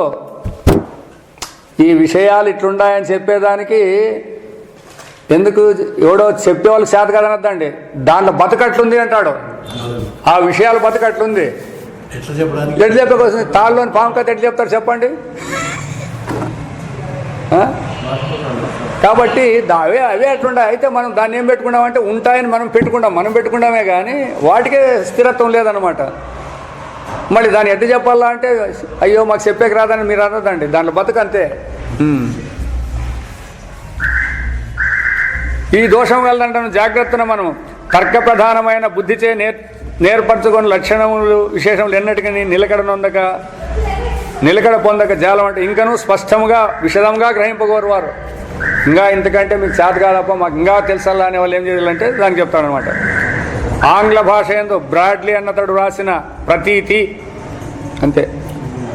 మీరు చదవాల్సిన బుక్ ఏదంటే ప్రతీతి అని చూస్తే తెలిసిపోతుంది మీకు. ప్రతీతి అంటే వస్తువులు ఉన్నాయా లేదా అనేది. అదే ప్రతీతి గ్రంథమే ప్రతీతి. గ్రంథం పేరే ప్రతీతి. బ్రాడ్లీ అనేవాడు ఇంగ్లీష్లో రాసినాడు అనుకోండి, దాని అర్థం ఏమంటే ప్రతీతి అని. మరియు పరమార్థము అపియరెన్స్ అండ్ రియాలిటీ. కనపడేదానికి సత్యంగా ఉండేది ఏమిటికి అపియరెన్స్ అండ్ రియాలిటీ. కనపడేది వేరే, ఉండేది వేరే. అది బాగా గుర్తుపెట్టుకోవాలి మనం. కనపడేది వేరే, ఉండేది వేరే. మీకు ఇప్పుడు ఏం కనపడుతుంది? ఇది స్తంభం కనపడుతుంది. ఉండేది ఏమిటిది? Appearance and reality. మీరు చూసేదే వేరే, ఆడు ఉండేదే వేరే. పెన్, ఇప్పుడు పెన్ను మీరు దాన్ని ఏమంటారు? పెన్ అంటారు. ఉండేది ప్లాస్టిక్. అవునా కదా? ఇది అపియరెన్స్ అండ్ రియాలిటీ అనేది. తోచేది వేరే, అక్కడ ఉండేది వేరే. చెట్టు కూడా అంతే. ఎలా విత్తనం పెట్టుకు అనుకుంటావు? చెట్టు అంటూ కదా, చెట్లు ఏంటంటే ఉన్నాయి మరి. అన్నీ ఇట్లే. ఎంతసేపు ఆలోచన చేసినా ఏం చేసినా కూడా మాట్లాడేది ఒకటి, ఉండేది ఒకటి. ప్రతీతిలోనే అర్థం వస్తుంది కదా. అంటే లేదు, ఇది ఊరికే తోస్తూ ఉంది. ఇప్పుడు ఇది ఇంట్లో మీరు ఇంట్లోకి వస్తానే మా కుర్చీ అప్ప అంటారు. మీ కుర్చీ అంటే ఆడు ఉండేది ఏమిటి? చెక్కనే మీరు కుర్చీ అని చూపిస్తాంటారు. అవునా కాదా? ఇది చూడండి, ఉండేది ఒకటి, చేసేది ఒకటి. దాన్ని రియాలిటీ అంటే ఉండేది వేరే, చెక్క ఉండేది. దాన్ని కుర్చీ అంటాం చూడండి, అది అపియరెన్స్. అట్లా ఉండేది పరమార్థము, కనబడేది ప్రపంచము. ఇది అపియరెన్స్ రియాలిటీ అని గ్రంథమును కానీ లేదా సంస్కృతమున శ్రీహర్షుడు రచించిన ఖండ ఖాద్యం. ఒక ఆయన ఎవరు ఖండించినాడు దీన్ని. ఆయన ఖండాన్ని ఇంకో ఆయన ఖండించినాడంట. ఈ శ్రీహర్షుడు అని ఆయన. ఒక ఖండనకే మనకు తలకాయలు తిరుగుతాయి, ఇంకో ఖండనకి ఎప్పుడు పోయేది మనం. శ్రీ నృసింహస్వాములు రాసిన భేద ధిక్కార, భేదాన్ని ధిక్కరించినాడు అనమాట ఆయన. భేదమే లేదు అని భేద ధిక్కార అనే గ్రంథాన్ని కానీ, శ్రీ సుఖాచార్యులు రచించిన అద్వైత దీపిక, శ్రీ ఆనందగిరివాళ్ళు రచించిన తర్క సంగ్రహ గ్రంథంలో కానీ పఠింపవలేను. దాన్ని చదివితే మీకు ఇంకా ఇట్లా సందేహాలు ఏంటంటే ఉంటే అన్నీ పోతాయి అని. ఇవన్నీ సంస్కృతం రావాలి మనకి వీళ్ళు చదవాలంటే. అయినా గ్రంథాలు దొరుకుతాయి అవి లేవు. ఇది అట్టుండే నిండు జ్ఞానమున ఏ విధమైన విభాగం కూడా లేదని గ్రహించుటకు మనకు మరి యొక్క అనుభవాధారం కూడా కలదు. అది ఏదనా మనం ఏదైనా ఒక విషయమును విడివిడిగా వివేచించుకొని విచారింప వీలు కలదు. ఒక విషయం ఇది రుచి, ఇది శబ్దము, ఇది స్పర్శ, ఇది రసము అని విచారింపగలదు. కానీ జ్ఞానమును మాత్రం ఆ విధముగా విభజించడానికి శక్యం కాదు. ఇప్పుడు రుచి అంటివి దానికి రుచికి వచ్చింది, తర్వాత స్పర్శ అంటివి దానికి వచ్చింది, రూపం అంటే వేరు చేసి, ఇప్పుడు జ్ఞానాన్ని అట్లే భేదం చేయండి. జ్ఞానాన్ని వేరేలు చేసేకి వస్తాయి ఇప్పుడు అందరూ పుస్తకం అనాల్సిందే దాన్ని. ఇప్పుడు మళ్ళీ అందుకే వాళ్ళు ఏం చేసినారు, దానికి అట్లా అంటే మీకు చేత కాదని రూప జ్ఞానము అని పెట్టినారు అన్నమాట పక్కలో. అలా వేరే కానీ చక్కని అందరూ తీపుందని చెప్పాల్సిందే. విషయమును మనము సరే విషయమును మనం సూక్ష్మాతి సూక్ష్మమైన విభాగం అనవచ్చును. ఒక దాన్ని తీసుకొని దాన్ని తుండ్లు చేసి ఏమేమో చేయొచ్చు మీరు. ఒక వడ్ల గింజని తీసుకొని దాని మీద పొట్టేరచ్చు, మళ్ళీ బియ్యం వేరచ్చు, దాని పిండి అన్ని తయారు చేయొచ్చు మీరు సూక్ష్మంగా. కానీ దాన్ని నెరుగుటకు మనకు పూర్ణమైన జ్ఞానమే అవసరము. పొట్టు అన్నప్పుడు పూర్ణమైన జ్ఞానమే ఉంటుంది, బియ్యం అన్నప్పుడు పూర్ణమైన జ్ఞానమే ఉంటుంది, పిండి అన్నప్పుడు పూర్ణమైన జ్ఞానమే ఉంటుంది. ఏమన్నానండి, జ్ఞానం పూర్తిగా ఉంటుంది. కానీ రోంత పొట్టులో ఇడిచిపెట్టి వచ్చి, రోంత బియ్యంలో ఇడిచిపెట్టి వచ్చి, రోంత పిండిలో ఇడిచిపెట్టలేదు అట్లా. అందుకే చెప్పేదన్నమాట, ఎప్పుడు కూడా పరమాత్మ స్వరం పూర్ణం. చిన్నవి చీమ అని అనుకోండి, చీమ అన్నప్పుడు కూడా జ్ఞానం పూర్ణమే. బ్రహ్మ అన్నప్పుడు కూడా అప్పుడు వీళ్ళేమంటారు, చీమ బ్రహ్మ, ఏనుగు ఇంకా పెద్దది ఎట్లయితుంది అంటారు. అవన్నీ జ్ఞానానికి సంబంధం, దానికంటే పెద్దగా వచ్చేకి లేదు, చిన్న పూర్ణంగానే ఉంటుంది. అందుకే పూర్ణమద పూర్ణమిదం పూర్ణాత్ పూర్ణముదచ్యతే పూర్ణస్య పూర్ణమాదాయ పూర్ణమావశిష్యతే. మరి అంతే, ఎప్పుడు పూర్ణంగానే ఉంటుంది. దానికి ఉదాహరణగా ఏం చెప్తారంటే, ఒక వృత్తం గీయండి, పెద్ద వృత్తము, దాంట్లో మీరు ఎన్ని వృత్తాలన్నా తీయండి బయటికి, అన్ని పూర్ణంగానే ఉంటాయి. అవునే, ఆ పూర్ణంలోంచి తీసినాం కాబట్టి అదేమైనా తగ్గిందా అంటే తగ్గలేదు. పెద్ద వృత్తంలో సన్ను తీసినాక ఇవి బయటకు వచ్చినాయి కదా, అది తగ్గింటుందని తగ్గలేదు. పోనీ సన్ను బయటకు వచ్చినాయి కాబట్టి సన్ను అంటారా, ఇది 180 డిగ్రీలే 360 డిగ్రీలే అట్లా. అందుకే ఆ శ్లోకం యొక్క అర్థం అదే. మీరు ఎన్ని తూర్లైనా ఏమైనా చేయండి, పూర్ణంగానే ఉంటుంది అది, దానికి వేరే ఉండడానికి అవకాశమే లేదు అనేది.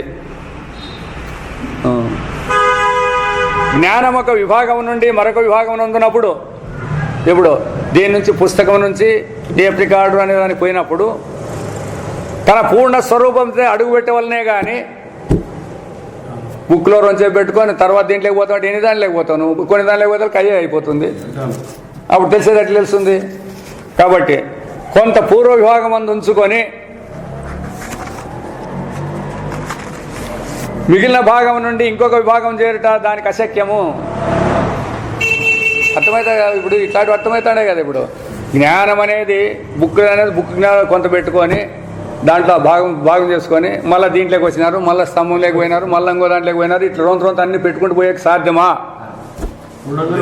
ఎందుకంటే ఎప్పుడైతే మీరు స్తంభం అన్నారో ఇంతకుముందు అన్నీ మాసిపోల్సిందే దాంట్లో. ఇంకా అందుకే ఏదైనా ఒక విషయం జరగాలన్నప్పుడు మనం ఏమంటామంటే, వ్యవహారంలో కూడా మేము చూస్తాడాము, వింటాడాము, చేస్తాడాము అనే పదాలు అన్నీ వస్తాయి. కంటిన్యూగా చేస్తాడాము అంటారు. మేము కాలుతో నడుస్తుంటాము, ఆడుండే రూపాన్ని చూస్తుంటాము, శబ్దాలు వినుకుంటూ పోతుంటాము అని అంటారు. ఇది అసాధ్యమైన పని అంటుంది శాస్త్రం. ఏదైనా ఒక్క కర్మ మాత్రమే జరగాల. మరి అది ఎందుకు ఇట్లా జరుగుతుంది అంటే, సినిమాలో రీల్ చూపిస్తారు చూడండి, ఆ రీలు ఎంత ఫోర్స్గా తిరుగుతూ ఉంటుందో అట్లా మనలోని ఆలోచనలు అంత ఫోర్స్గా తిరుగుతూ ఉంటాయి. కాబట్టి ఒకటైనాక ఒకటి వస్తూనే ఉన్నాయి. అయితే దాన్ని మనం గుర్తించలేదు. ఒక సంకల్పం ఒకటి ఉన్నప్పుడు మిగతా 5 4 ఉండకూడదు. మనస్సులో అంత వేగం అదే చెప్తా. ఇప్పుడు అందుకే దానికి ఇంకా ఉదాహరణ ఏమి, ఆ రంగులు ఇది ఉంటాయి కదా, యావది సప్తరంగులు, ఇంద్రధనస్సు, దాన్ని 7 రంగులు వేయండి, సర్రని తిప్పండి, మీరు ఏం కనపడుతుంది? మీకు వైట్ కనపడుతుంది. మరి అవన్నీ ఆటివే అంత స్పీడ్తో జరుగుతున్నాయి అనమాట మనలో సంకల్పాలు. మేము సినిమా చూసినప్పుడు వాళ్ళు డ్యాన్స్ చేసేది చూస్తున్నాము, వాళ్ళు మాట్లాడేది వింటాడాము అని మనం అంటాడాము. అవునా? అది తప్పు అంటుంది శాస్త్రం. ఒకటి తర్వాతే ఒకటి జరగాలి ఎప్పుడే కానీ. ఎందుకంటే ఒకే మనస్సు 5 ఇంద్రియాలుగా పనిచేయాల్సి ఉంది. ఇప్పుడు వినేది చూసేది 2 చేస్తే నీకు పరిపూర్ణమైనటువంటి జ్ఞానం కలుగుతుందే. అది విడిగా ఉండాలా, ఇది విడిగానే ఉంటేనే నీకు తెలిసేది దాన్ని. అంతా దాంట్లో కలబెరికైతే ఎట్లెట్లుంటుంది అది? ఒకే మనస్సే 4 ఇంద్రియాల్లోనే ఒకే తూరే ప్రవహించింది అనుకోండి, ఏది అందుకోలేవు. ఏదో అందుకోలేము. అందుకే ఒకటి తర్వాతనే వేగంగా చేస్తారు. ఇప్పుడు మీరు ఆలోచన చేసుకోవచ్చు. ఇప్పుడు ఇది తెలియజెప్పింది కదా శాస్త్రము. ఇప్పుడు మీరు అనుకున్నట్లే అన్నీ ఒకే కాలంలో జరుగుతాయన్నప్పుడు ఒకే కాలంలో జరిగే సాధ్యమా? వినేది, చూసేది, నడిచేది, చేసేది అన్నీ ఒకే తూరే, వాసన చూసేది అన్నీ ఒకే తూరే సాధ్యమా? 5 ఇంద్రియాలకి ఒకటే జ్ఞానమే. అందుకే దానికి ఇంకా మీకు ఉదాహరణ చెప్పాలప్ప అంటే ఇంకా సులభంగా చెప్పేది కొన్ని యుక్తులు ఇవి అంతే. ఇదేం సత్యవాళ్ళు కానీ చెప్పేది. ఎవడైనా వాడు చేనికి పోయి తింటాడు అనుకోండి, ఉదాహరణకి అన్నం ఆకలిందని వచ్చినాడు సరసరా, ఆమెమో వంటలు మంచిగా చేసి పెట్టింది అనమాట. మనవాడేమో బరబర తినిడిస్తున్నాడు. ఏమండి పప్పు ఎట్లుంది అనేది అనుకోండి, ఏం చెప్తాడు వీడు? తింటా అంటాడు వీడు అంతే. పప్పు ఎట్లుందంటే మళ్ళీ ఒక ముద్దు నోట్లో పెట్టుకున్నాక ఆ పప్పు మీద దృష్టి పెడితే పప్పుని చెప్తాడు. అంతకుముందు అన్ని తిన్నాడు, మరి ఎందుకు చెప్పలేదు?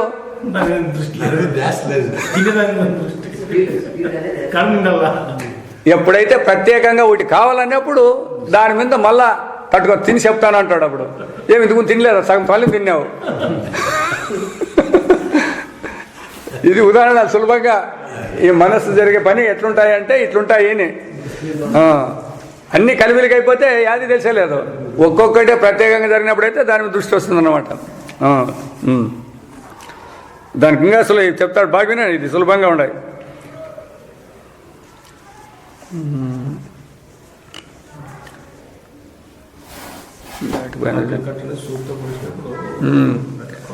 కాబట్టి కొందరు అష్టావధానులు, శతావధానులు అనేక విషయంలో ఒకే మారు మనస్సే విజయగురందని మనకు తోచును. చూడప్ప ఆయన మేము కూర్చున్నట్లు అన్నీ చెప్తాడు, పద్యం చెప్తాడు, మళ్ళీ వాళ్ళు కవిత చెప్పిన దానికి చెప్తాడు, ఇంకా ఇది చెప్తాడు అని తోచచ్చు మీకు.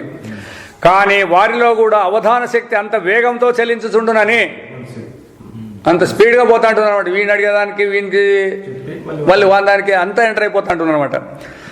గ్రహింపవలనే కానీ వారు ఒకేసారి విషయములన్నింటినీ తెలుసుకున్నారంటే అది సమంజసం కాదు. గంటలోనే అన్నీ చెప్పినాడు అంటారు, కరెక్ట్ అదేమో. అయితే ఒకటైనా ఒకటి చెప్పినాడా? అన్ని ఒకటే నిమిషంలోనే చెప్పినాడా? ఒకటి అయిన తర్వాత ఒకటే అంటే అతని మేధాశక్తి అంత ఉంది అని అర్థం. అది కాబట్టి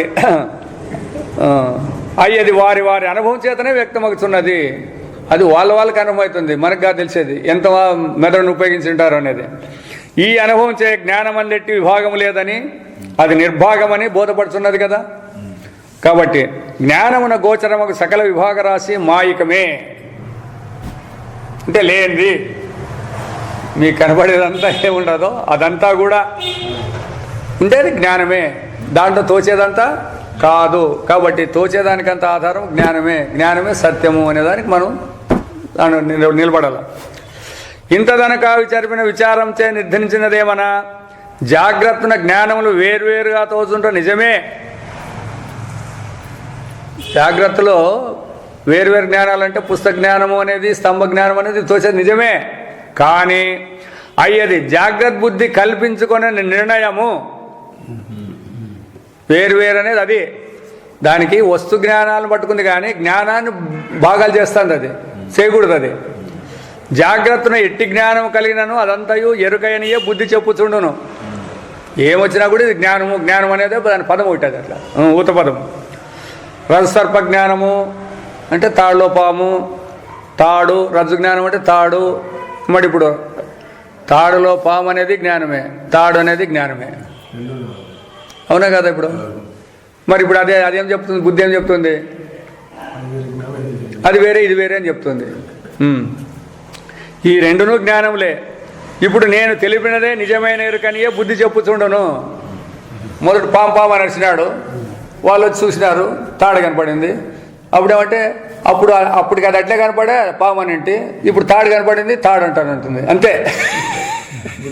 చూడండి బుద్ధికి అది ఇట్లుంటుంది, అవునా కదా? వ్యవహారంలో కూడా మరి బుద్ధి సరిగా ఉంటే అప్పుడు ఎందుకు చెప్పాలి? అట్లా తాడు అనాల్సింది కదా.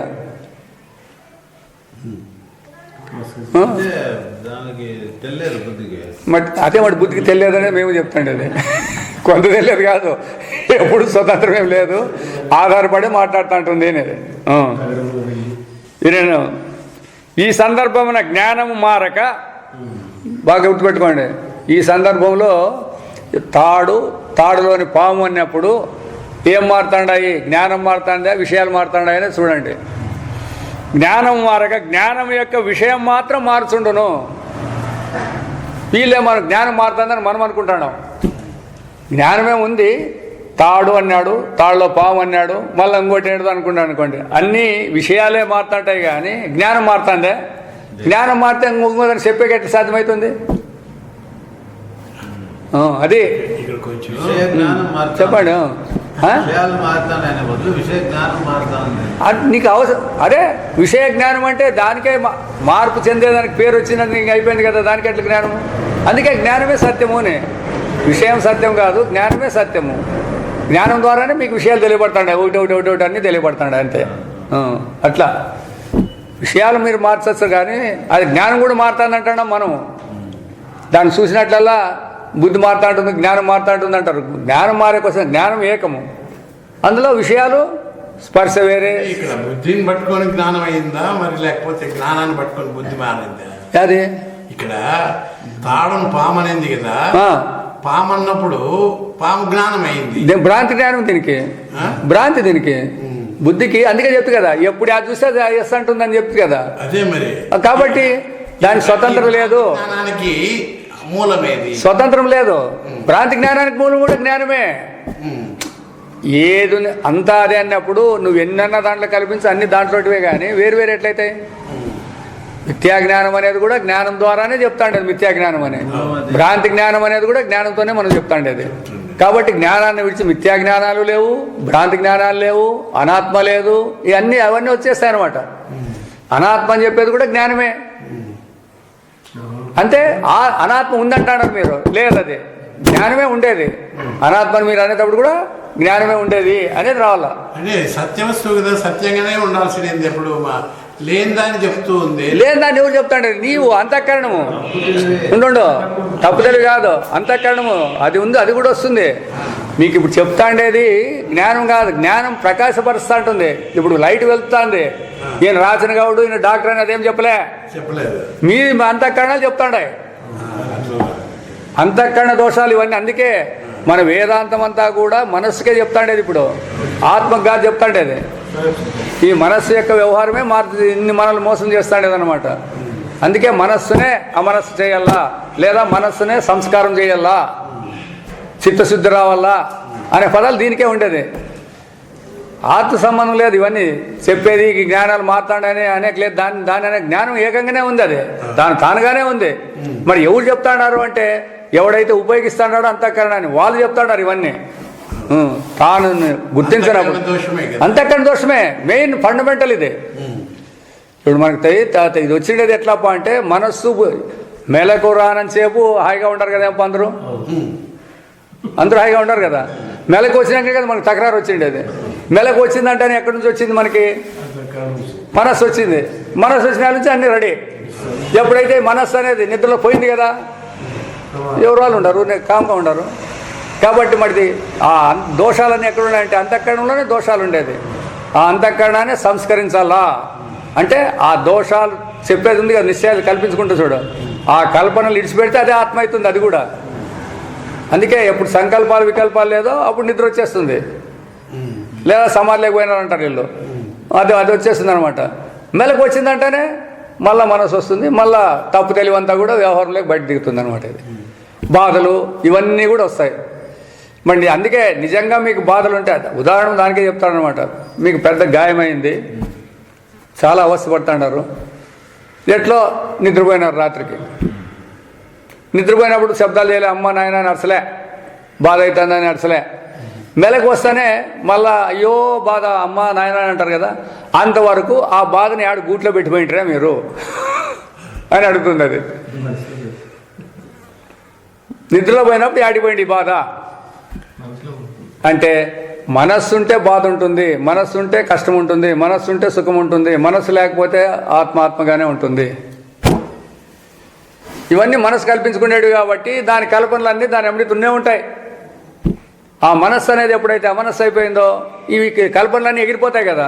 ఇంకా వాడు కల్పించుకునేదానికి దాంట్లో సమాచారమే మిగిలేదు. కష్టాలు సుఖాలు పుణ్యాలు పాపాలు చెప్తున్నాడు అంతఃకరణతో తదాత్మ అంతక్కడమే నేను ఇవన్నీ ఉంటాయన్నమాట. తాదాత్మ్యం చెందేదేమే తదాత్మ మొదలుపెట్టి తానవుతాడు. అది కూడా చెప్పినారు చూడు. తాదాత్మ్యం చెందే పనే లేదు ఇప్పుడు. అంతఃకరణం అనేది ఒక లోనుండే సాధనం అని దాని పేరు. ఆ సాధనానికి ఏం పేర్లు పెట్టినారు? 4 పేర్లు పెట్టినారు.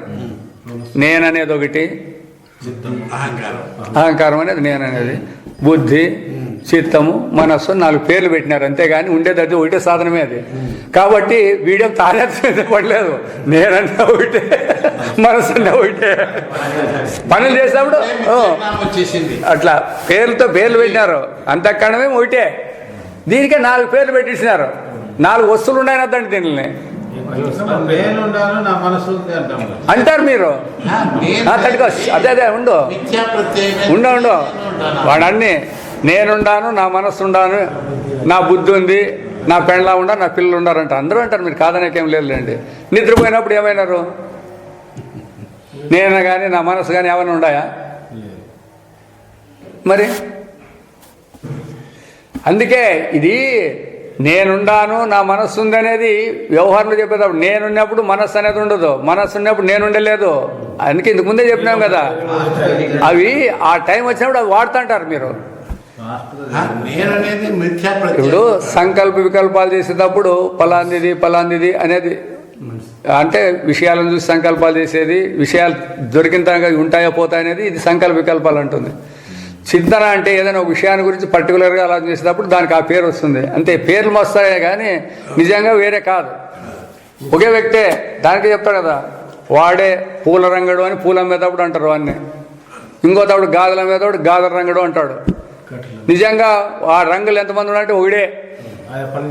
ఆయా పనులు చేసేటప్పుడు ఆయా పేర్లు పెట్టినారు దీనికి. మనస్సుకి, బుద్ధికి, చిత్తానికి, అహంకారానికి. నేను అన్నప్పుడు అదే అంతఃకరణమే నేను అనేది.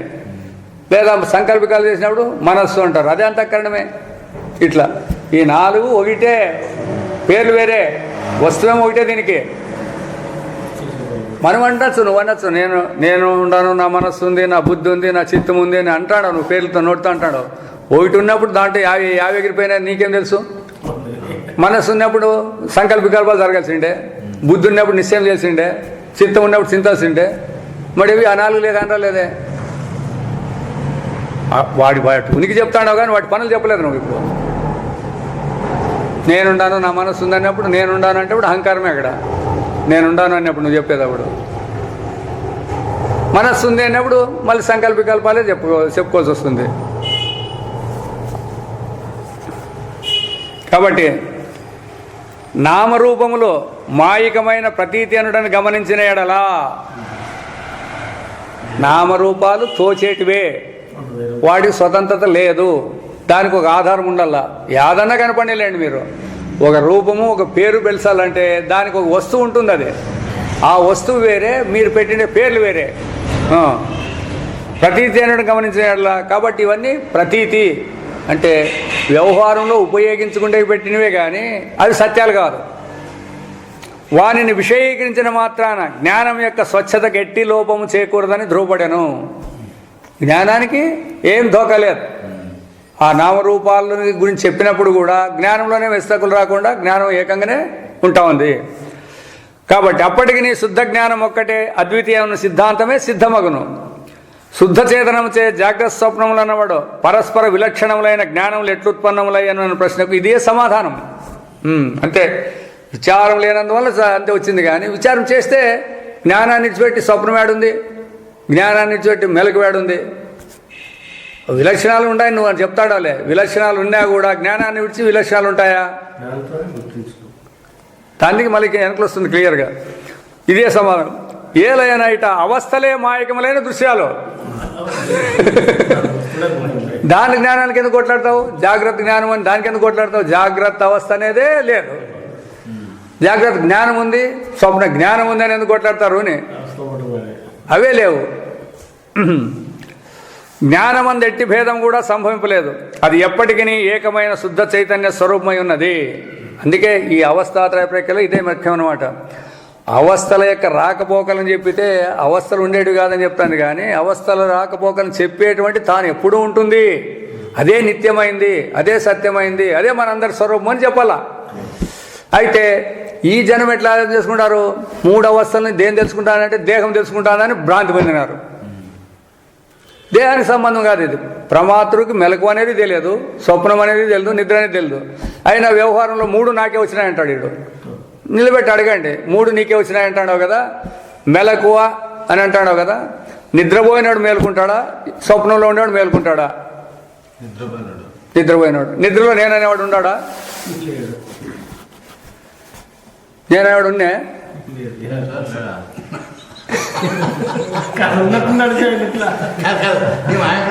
నువ్వే చెప్పు. నిద్రలో నేనున్నాడా? ఉన్నాను లేదు. మరి వాడెట్లు మేలుకుంటాడు అనుకుంటారు?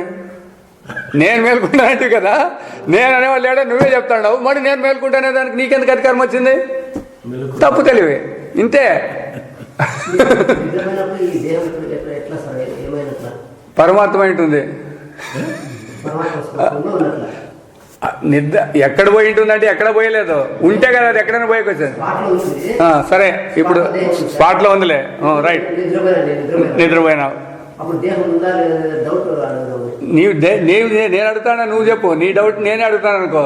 ఇప్పుడు నిద్రపోయినప్పుడు నా దేహం ఉంది అంటాడు కదా, నా దేహం ఏమైంది అంటాడు కదా. ఉంది. అదొద్దు, అదంతా దీనికి మాత్రం అడుగు. దానికంతా కన్ఫ్యూజన్ పోద్దండి మళ్ళీ. ఎందుకంటే సులభంగా తెలుసుకోండి, అనేక మళ్ళీ దాంట్లో ఎంటర్ కావాలి. ఇప్పుడు ఎంతవరకు నీకు మెలకు ఉందంటే అంతవరకు దేహం అనే జ్ఞానం ఉంది. తర్వాత నీకు దేహం ఉంటే కదా అది ఎక్కడ ఉండాలి, ఏముండాలి అని ఆలోచించాల్సి ఉండేది. మెలకులేకి వచ్చినాక అడుగుతాడో కానీ నీకు ఆడే ఉండింటే దేహం ఎక్కడ పోయింది కదా తెలుస్తాండే. ఆడ అడగలేను ప్రశ్న. మళ్ళీ ఎక్కడ మెలకు వచ్చినాక అడుగుతాడు. మెలకు వచ్చినాక మెలకులో ఉంది. ఇంతకుముందు మెలకులో ఉంది అనుకోంటివి, ఇప్పుడు మెలకులో ఉంది అంతే.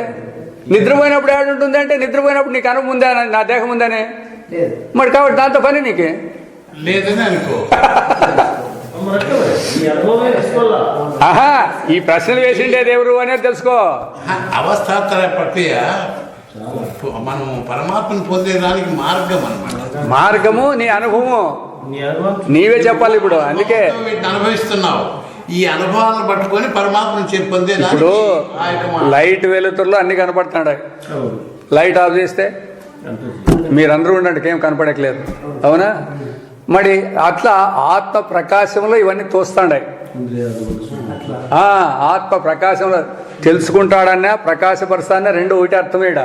మనకి దీంట్లో వేస్తుందంటే దీంట్లో వేరు వేరు అర్థాలు వస్తాయి. ప్రకాశపరుస్తా అంటే వెలుతురని, తెలుసుకుంటాడంటే బుద్ధితో తెలుసుకుంటామని అంటారు. అట్లా కాదు. ప్రకాశపరుస్తాడన్నా ఆత్మ తెలుసుకుంటుందన్నా రెండు ఒకటే పదాలే అవి. కాబట్టి నిద్రలో దేహాలు ఎక్కువైంది అనేదానికి అందుకే చెప్తాను నేను, నిజంగా దేహాలే లేవు. ఇప్పుడు తాడులో పాము ఉంది అని చెప్పినప్పుడు దీపం తెచ్చి చూస్తే పాము ఉంది అనేటివి యాడికి పోయిందప్ప. ఇప్పుడు ఈ పాము అంటే ఏమంటావు నువ్వు?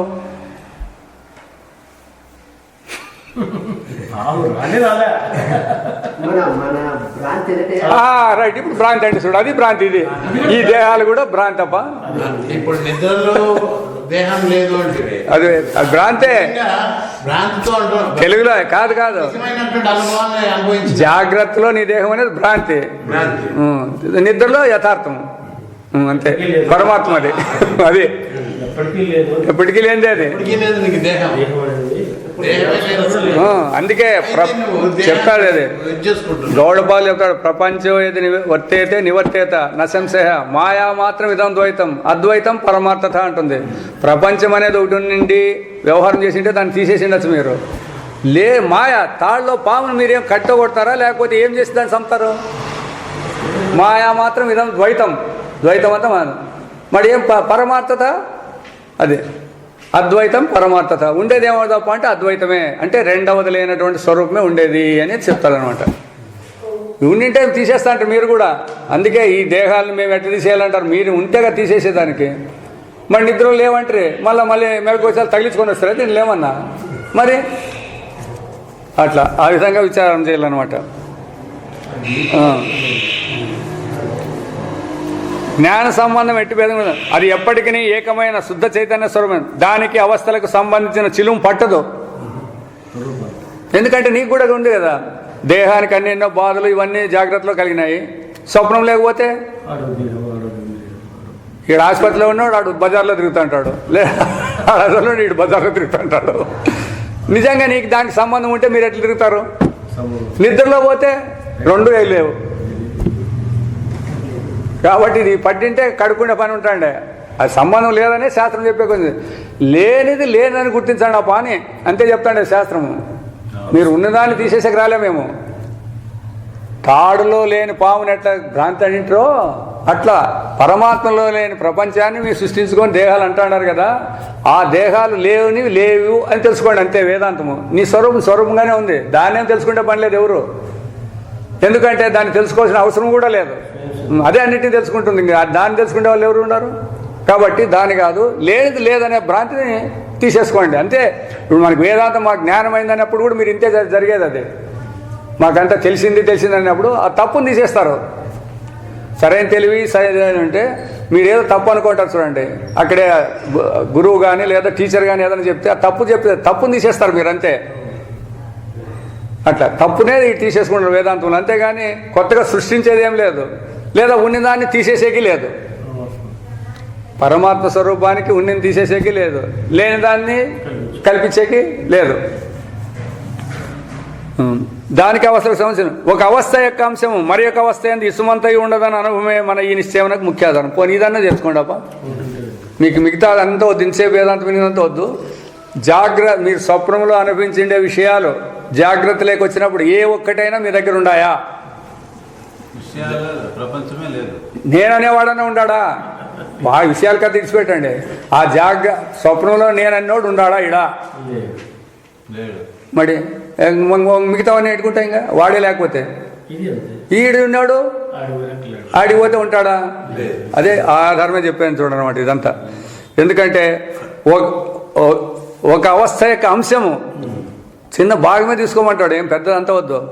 మరి యొక్క అవస్థ ఏంది ఇసుమంతయు కొంచెం కూడా ఉండేదానికి లేదు. అదే ఇదే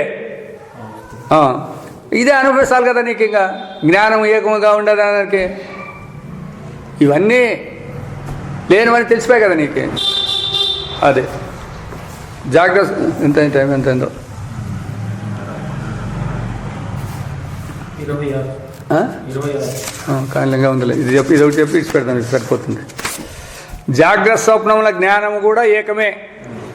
జాగ్రత్త జ్ఞానం వేరే కాదు, స్వప్న జ్ఞానం వేరే కాదు. అదంతా కూడా జ్ఞానంలోనే జాగ్రత్త స్వప్నం అనేవి ఏర్పడతాయి అంతే. అది జాగ్రత్త స్వప్నముల జ్ఞానముల యొక్క సామ్య విచార ఆవశ్యకత. దానికి దీనికి ఏం సమాధానాలు ఉన్నాయని ఆవిస్తారు. ఇట్లు జ్ఞానం నిజముగా ఏకమై ఉన్నచో పూర్వపక్షి జాగ్రత్త జ్ఞానం సత్యమనియు స్వప్న జ్ఞానం భ్రాంతి అనియు మనకేల తోచును అన్నాడు. ఇప్పుడు మరి ఎందుకు తోచిందంటారు? మనకేల తోచును అన్నాడు వాడు. మీరేం చెప్తారు మరి దీనికి సమాధానం? వాడు జాగ్రత్త బుద్ధితో అడుగుతాను. ఇప్పుడు ఎందుకు తోచింది అంటే నేను ఆత్మ కాదు ప్రమాత్మ అనుకున్నావు కాబట్టి నీకు తోచినాయి.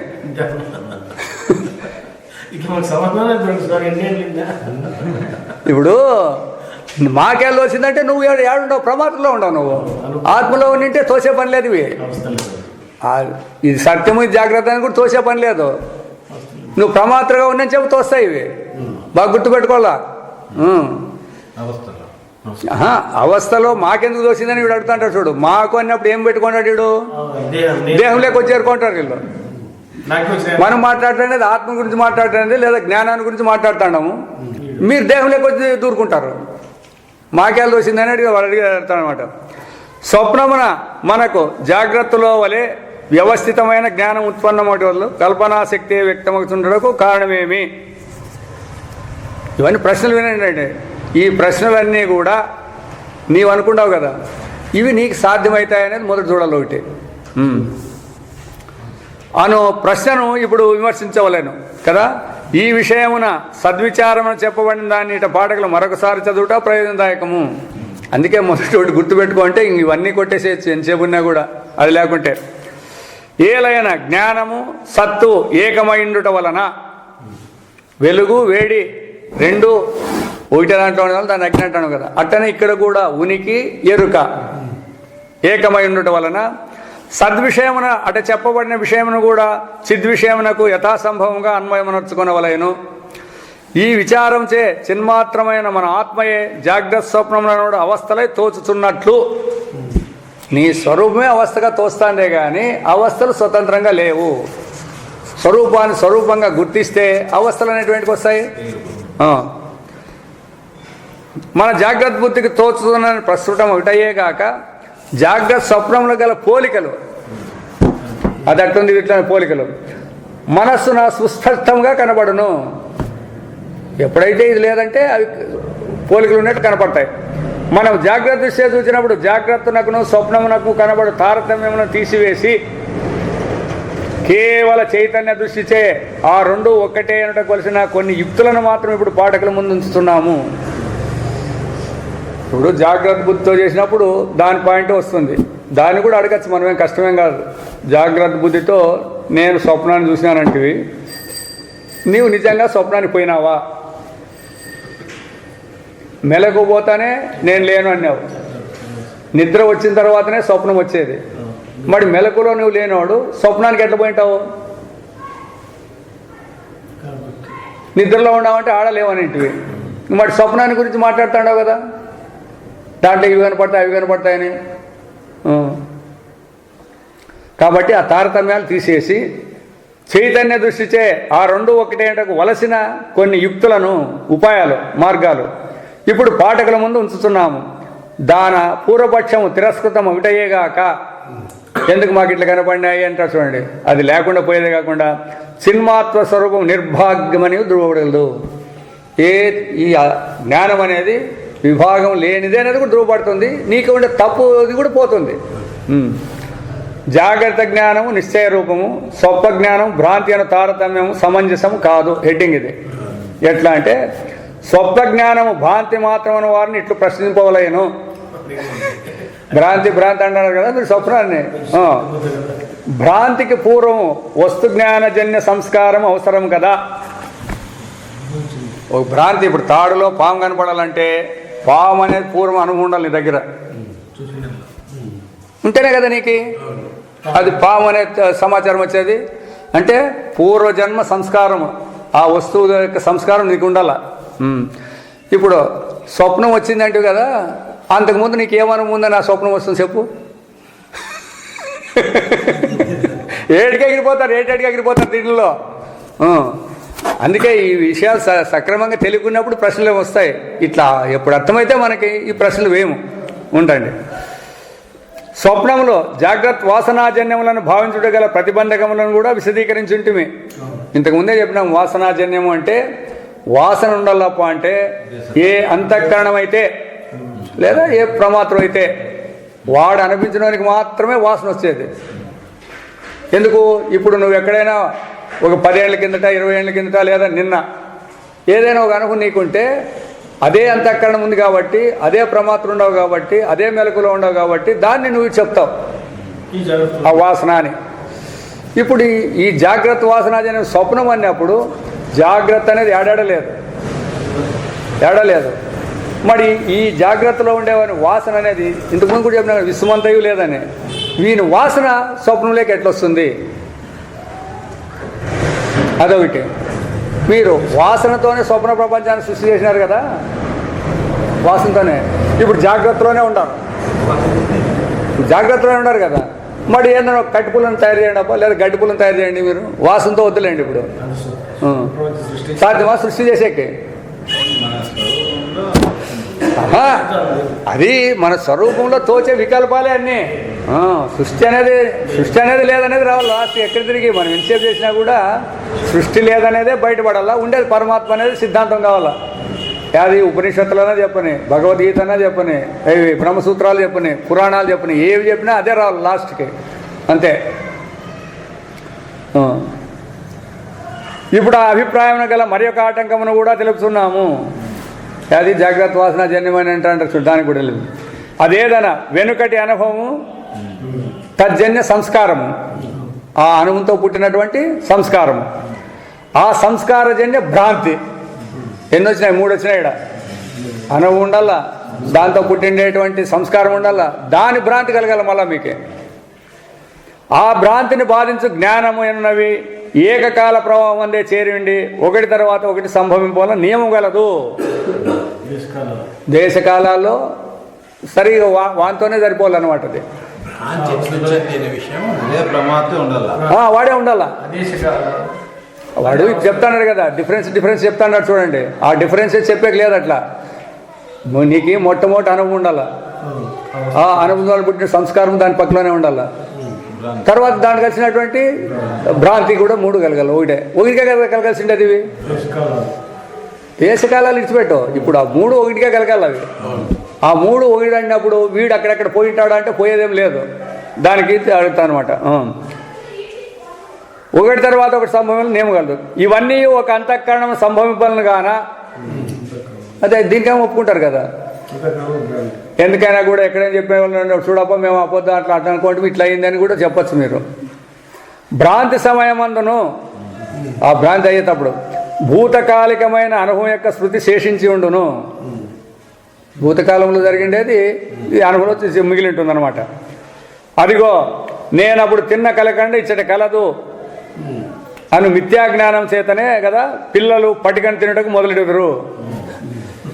కలకండ పటిక ఎట్లుంటాయి? 2 ఒకటి రకంగా ఉంటాయి చూడండి. దాన్ని తింటే తీగి ఉంటుంది కదా, అట్లే ఉందని చెప్పి దీన్ని తింటారనమాట వాళ్ళు. అట్లా కానీ అదేమి ఒకటే తూరే. వాడే తిన్నాడు, కలకండ తిన్నాడు వాడే, పటిక తిన్నాడు వాడే. కాబట్టి దాని సంస్కారం చెప్తాడు వాడు. దీని యొక్క బాధ కూడా దాన్ని తీసేస్తాడు. ఒకటికే జరగాల్సింది ఉంటాయి. కానీ స్వప్నానుభవము ఈ నియమమునకు అన్వయింపనేరదు. అన్వయిస్తుందే? జాగ్రత్త వాసన జన్యమైన సంస్కారము, జాగ్రత్త భ్రాంతి 3 ఒకటికే కలగాల అని. 3 ఒకటికే కలిగే సాధ్యమా? అచ్చట జాగ్రత్త స్మృతికి ఒకించుకేని ఉండదు.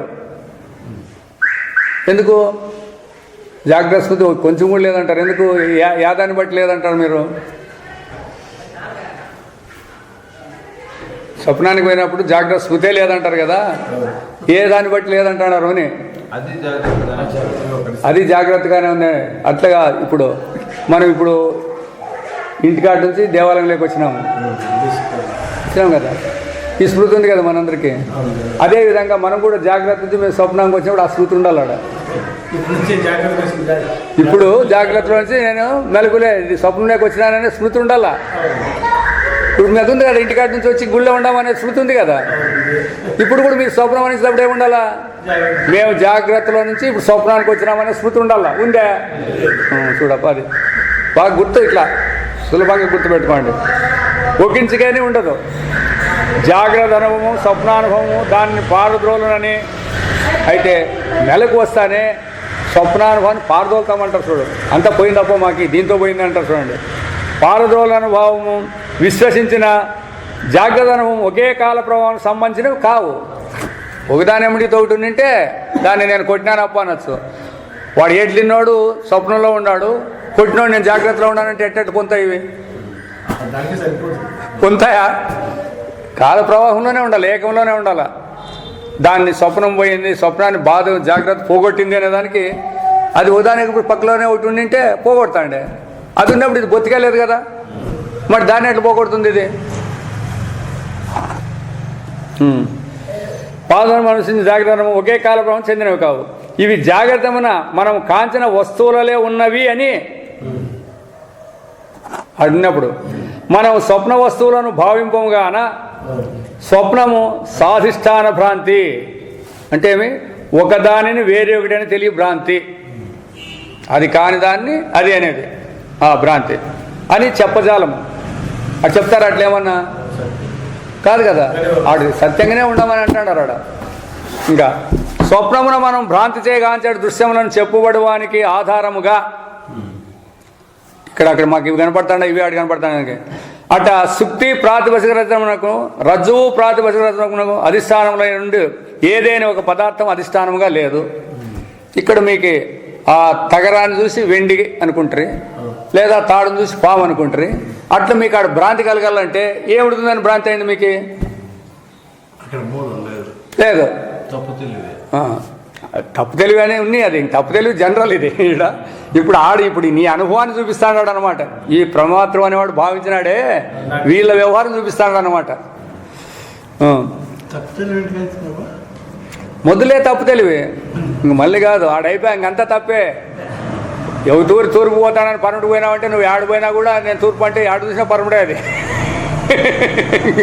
మళ్ళా తూర్పు అనే సమాచారమే లేదు నీ దగ్గర. యాడున్నా అంతే పరముడే అది ప్రయాణం చేసేది. జాగ్రత్తగా గాంచిన కొందరు జనులనే కాక జాగ్రత్త వస్తువుల కొన్నిటిని కూడా స్వప్నం గాంచినట్లు మనకు జ్ఞానం కలుగుతుంటే నిజమే అన్నీ. అందుకే అట్లా అయ్యేదేమో నిజమే కానీ అనేది ఉట్టుకుంటాడు మళ్ళీ. ఆ కానీ అన్నప్పుడు మనం జాగ్రత్తగా వినాలి. జాగ్రత్త వస్తువులకును వాని వలె ఉండు స్వప్న వస్తువులకు ఎట్టి సంబంధం కూడా ఉండదు. అట్లా కనపడినారంటే కదా ఈడే చెప్తుంది. తాడులో ఉండేదానికి తాడులో పాము అని అంటే చూడ, ఈ తాడులో ఉండే పాము మీకు ఎప్పుడు కనపడలేదు, అర్థమైనా లేదో. పాములు దండి చూసినారు, అది వేరే మాట. ఇప్పుడు ఈ పాము అనేది ఎప్పుడన్నా ఏడన్నా ఉండే అని అదే ఇది కూడా అట్లే చూడండి. ఆ పాముని అడుగుతాడు వాడు ఉండాలంటే ఆ పాము ఉండాలా. మరి లేదు చూసింటే ఉందండి నీటు కదా. ఇప్పుడు నీకు భ్రాంతి కలగాలంటే ఈ తాడులో ఉండే పాముని ఎప్పుడైనా చూసిండాలి కదా. నువ్వు ఎప్పుడన్నా ఉందా చూసే భ్రాంతి కలిగేదానికి నీకేనే. వేరే పాములు భ్రాంతి కారేటి కలిగిండేది. ఏది నువ్వు చూసింటావో దాన్ని అనుభవమే రావాలి కదా. ఇక్కడ జాగ్రత్త వాసనాజన్యం అన్నప్పుడు అట్లా దానికి ఉన్నప్పుడు ఈడు కూడా అంతే. ఈడు పాము అన్నప్పుడు ఇప్పుడు కనపడింది కదా పాము. ఈ పాము అనేది నీకు వెనకలు ఎప్పుడో భూతకాలంలో కనపడి ఉండాల. ఆ అనుభవాన్ని నువ్వు ఇప్పుడు చెప్పాలా. అట్లా ఏడన్నా ఉంటుంది అది, ఎప్పుడెప్పటికీ లేదు. చూడు ఎట్టి సంబంధం కూడా ఉండదు. అదే అంటే మనకు ఊరికే అర్థం కాదు. ఇప్పుడు దానికి దీనికి సంబంధం లేదంటే ఏమో లేదు చెప్తారంటే ఇప్పుడు ఈ పాయింట్కి చెప్పండి సంబంధం ఉంది ఏడన్నా కానీ. మిగతా పాములు ఉన్నాయి కరెక్టే, ఈ పాము మీకు అనుభవంలో ఎప్పుడైనా కనపడిందే. మరి ఇప్పుడు భ్రాంతి అంటారు. భ్రాంతి కలగాలంటే ఉండాలి కదా. చెట్టు వేరు ఇట్లా పోయింటా సార్, పాము చెట్టు వేరు అది మనం చూసినప్పుడు పాము కనపడింది. మేము చెప్తాము పూలదండ అనేది దాన్ని అనేది పూలదండ అనే అంటాము. ఇంకోటి సొట్టకట్టి అంటాము. నువ్వు వేరు చెప్తువి, మేమేమంటాం సొట్టకట్టి అంటాము. ఇప్పుడు ఆ వేరుని తీసేస్తే ఎండిపోయినా కట్టే కదా అదే. అట్లా చెప్తాం అనమాట. వేదాంతంలో ఈ 4 వస్తాయి. పాము ఒకటే చెప్పలేదు, పాము చెప్తాము, దండము అని చెప్తాము. దండము అంటే కట్టిని, సొట్టగా ఉండే వంకర కర్ర, నీటి ధార, జలధార, ఇవన్నీ నేలబొరి అంటే నేల సీలింట్ ఉంది కదా, సొట్ట సీలిపోయి ఉంటుంది చూడండి. ఇవన్నీ ఉదాహరణలు చెప్తాము. మీరు ఏదైనా ఉదాహరణ పట్టుకుంటే చాలు, మిగతావన్నీ మనకు అన్వయం అవుతాయి అనమాట. అట్లా కనపడతాయి. అట్లా కనపడేదానికి వాళ్ళు అడిగేదానికి ఏమి, ఇప్పుడు భ్రాంతి కలగాలంటే వెనక చూసిందే కదా భ్రాంతి కలగాలంటున్నారు. ఈ తాడులో పాము ఎప్పుడైనా మీకు వెనకలు ఏడన్నా ఉన్నా అని ఈడే లేదు, ఇంక వెనకలు ఏడు ఉంటుంది అది. చూడ దానికి నువ్వే చెప్పాలి. ఇప్పుడు నేను కాదు చెప్పాల్సిండే, అది నీకు కనపడింది కదా, మరి నువ్వే చెప్పాలి. దానికి నేనేం చెప్తాను. కాబట్టి మనసు సరైన జ్ఞానం లేదు అని చెప్పుకో, మనసు చెప్పు. ఇట్లనే నువ్వు నన్నంతా మోసం చేస్తాడావు. ఏదైతే సరిగా ఉందో అది తెలియదు, లేకుండా మిగతా వస్తువులు కూడా అది ఉంది ఇది ఉందని చెప్తాడావు. దానికి ఎంపర్లాడుతాడాం మనం. మనస్సు యొక్క వ్యవహారమే మనకు తనలాట. మనస్సు నిడిచిపెట్టినారంటే హాయిగా ఉండొచ్చు, ఎవరు కూడా తొందర లేదు. దాంట్లో కల్పనలే మోసం, అదే మూలం. సర్వానర్థాలకి కారణం అదే అంటుందన్నమాట శాస్త్రం. జాగ్రత్తను మనకు సంభవించు సకల భ్రాంతులు సాధిష్టానంలో ఉండను, అంటే అధిష్టానంతో కూడుకొని ఉంటాయి. భూతకాలికమైన అనుభవం యొక్క కేవల సంస్కారము భ్రాంతి చే బాహ్య వస్తువుగా తోపజాలదు. అది కనపడే వస్తువు కనపడే సాధ్యమవుతుందే కాదు. కేవలం వాసనచే ఏ విధమైన ఎట్టియు బాహ్య పదార్థమును భ్రాంతిచే కల్పించుటకు శక్యం కాదు. ఒక వస్తువుని భ్రాంతి చేత మీరు కనిపించండి వస్తువునంటే అదే గడ్డి పుల్లను కూడా చేసేకి సాధ్యం కాదు.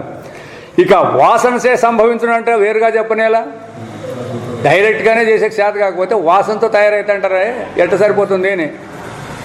జాగ్రత్తనందలి మనస్సు కూడా ఎంత ప్రయత్నించినను ఒక గడ్డిపోతను కూడా సృజింపజాలదు కదా. మరి కేవలం వాసనతోనే ఆడు ప్రపంచాన్ని సృష్టి చేసినారంటారే మీరు. అదంతా అబద్ధమనే కదంగా.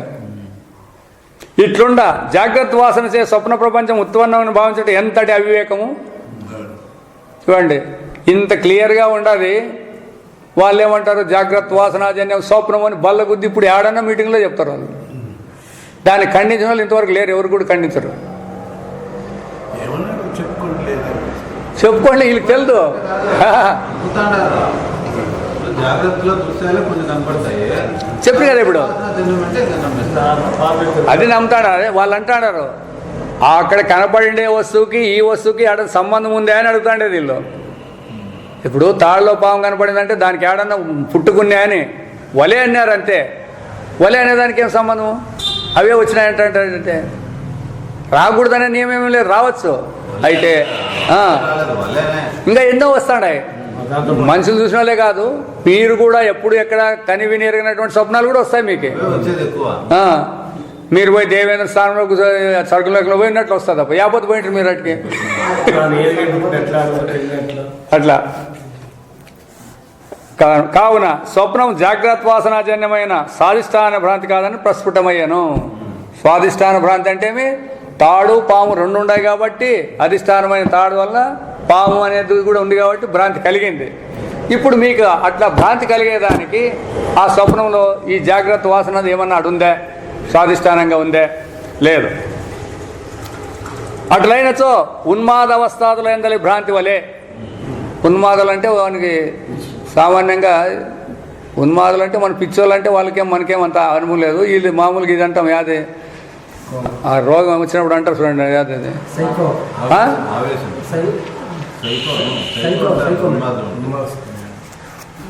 సరిగ్గా చెప్పాలి మనం. చాలా మంది వాడు అంటారు ఇటు పండుకుంటాడు అనుకోడు, మంచం మీద జనం వచ్చి ఉంటారు అనుకో, అయ్యో వాడొచ్చే వీడొచ్చే అని మాట్లాడుతుంటాడు. కలవరింపులు వేరే, కలవరింపులు కాదు, మెలకులోనే వాడు మాట్లాడుతాడు. మనకేం కనపడు, వాడేమంటాడు దానికి ఉన్మాదం అంటే పైత్యం అంటారు. దానికి జ్వరం ముదిరినాక ఏదో వచ్చే మాటలు ఇవి అంటాడు అనమాట. వాడు నిజంగా మనకేం కానరారు, వాడు వచ్చి వచ్చి వచ్చి వచ్చి వచ్చి అంటాడు. మనకెవడు కానరాడు వచ్చి వచ్చి అంటే అట్లా. కోమల ఏమీ ఉండలేదు, ఇంకా కోమల ఏం నిల్ రిపోర్ట్ సచినోడే. భ్రాంతి వలె స్వప్నానుభవం కూడా ఏ ఆస్పదం లేక తోచు నిర్దిష్టాన భ్రాంతి అని భావింతమన్నాను, అది సిద్ధింపదు. ఎట్లయితే వీడు ఉన్మాది ఎట్లయితే పిచ్చి ప్రేలాపం చేస్తుంటాడో అట్లా కూడా సిద్ధించట్లేదు అంటాడు దీనికి. ఎందుకంటే వీడు ఉన్మాదైనవాడు వీడు ఉన్నాడు, ఈ స్వప్నం అనిపించినవాడు వీడు లేడు. కాబట్టి అట్లా కూడా వానికి చెప్పే ఆ విధంగా ఇట్లా వచ్చిందప్ప అని చెప్పేదానికి కూడా అధికారం లేదు. స్వప్నంలో ఉన్నాడు ఇటు రాలేదు, వాడు దాని గురించి చెప్తాడంటే ఎట్లా ఉన్మాదంగా చెప్తాడప్ప అంటే అది కూడా సంబంధం పడుతుంది అన్నమాట. ఏలైనా ఉన్మాద అవస్థలందు జాగ్రత్తనకును అవస్థావంతనకు సంబంధం ఉండను. వాడు ఉంటాడు అవస్థ, జాగ్రత్త అవస్థలోనే వాడు మాట్లాడుతుంటాడు. ఇప్పుడు ఈ స్వప్నంలో ఉండేవాడు వచ్చి ఇటు లేడు కదా, మరి దాని అంత గురించి చెప్తాడంటే ఎట్ట పొందుతుంది? దీనికి కూడా పొందేదానికి అవకాశం లేదు. కానీ స్వప్నమును గాంచవానికి ఆ వ్యవస్థ కంటే భిన్నమైన జాగ్రత్త అవస్థ జ్ఞానం విశ్వంతయు ఉండదు. ఏ కించిత్ కూడా ఇట్లో భ్రాంతికి వలసిన వెనుకటి పరమార్థము భూతకాలికమైన ఎనభై యొక్క శృతిబంధం చేయగలుగు అనుభవము అంశమే లేనందున స్వప్నము భ్రాంతి మాత్రం అనట సమంజసం కాదు. అది కూడా అనేదానికి కాదు. అందుకే ఏ అవస్థకి ఆ అవస్థ సత్యం అనల్లా. ఈడొచ్చి నువ్వు భ్రాంతి అంటే భ్రాంతి అనేదానికి లేదు. అట్లా భ్రాంతికి అధిష్టానం ఉండాలా. అధిష్టానం అట్లా జాగ్రత్త వాసన అనుభవం ఏమన్నా అధిష్టానంగా ఉందా దీనికి? పోనీ వాడేమన్నా ఇటుకు వచ్చినాడా అంటే అవస్థ సంబంధము లేదు, అనుభవం దీనికి లేదు. కాబట్టి భ్రాంతి అనేది కూడా పొరపాటే. ఇంత క్లియర్గా మనమేమో సహజంగా ఇట్లే పెట్టుకొని ఇవే వాడుకుంటూ పోతాం. దాని నుంచి పరమార్థం ఎట్లా బోధపడుతుంది మనకి? తప్పులు వ్యవహారంలో చేసుకుంటూ పోతే సత్యం ఎప్పుడు గుర్తిస్తాము అని. కాబట్టి యథార్థాలన్నీ మనం ఎప్పుడైతే గుర్తించగలుగుతామో అప్పుడు మనకి మన స్వరూప జ్ఞానం కలిగేదానికి వీలుంటుంది. కాబట్టి ఈ అవస్థాత్రయ ప్రక్రియ అంత బాగా ఉపయోగపడుతుంది ఇది. కాకపోతే జిజ్ఞాసులు దీన్ని ఉపయోగించేటప్పుడు అనుభవాన్నే పెట్టుకొని చూసుకుంటే రావాలా, బుద్ధిని పెట్టుకుంటే కుదరదు. అదొక్కటే డిఫరెన్స్. భగవద్గీతలో అట్లేం కాదు, బుద్ధిని కూడా ఉపయోగించుకుంటూ చూసుకుంటూ పోతాడు. ఈడట్లా చూసేదానికి లేదన్నమాట. ఎందుకంటే అటు సగం సాకారాన్ని చెప్పుకుంటూ వస్తుంటాం, ఇక్కడ కేవలం నిర్గుణ నిరాకారం. అంత డ్రై సబ్జెక్ట్ అంటారు చూడండి. జ్ఞానయోగము అది కర్మయోగం. అది ఆ డిఫరెన్సెస్ ఉన్నాయి. కాబట్టి జ్ఞానయోగంలో కేవలం జ్ఞానాన్నే ఉపయోగించాలి మీరు. మిగతా కర్మ సంబంధించినటువంటి ఏవి కూడా ఇక్కడ ఉపయోగించకూడదు అని చెప్పి చెప్పినమాట. సుతోమా సద్గమయ తమసోమా జ్యోతిర్గమయ మృత్యోర్మా అమృతంగమయ. సహనావతు సహనౌ భునక్తు సహ వీర్యం కరవావహై తేజస్వినావధీతమస్తు మా విద్విషావహై. ఓం పూర్ణమదః పూర్ణమిదం పూర్ణాత్ పూర్ణముదచ్యతే పూర్ణస్య పూర్ణమాదాయ పూర్ణమేవావశిష్యతే. ఓం శాంతి శాంతి శాంతి. అట్లా అధ్యక్షుడు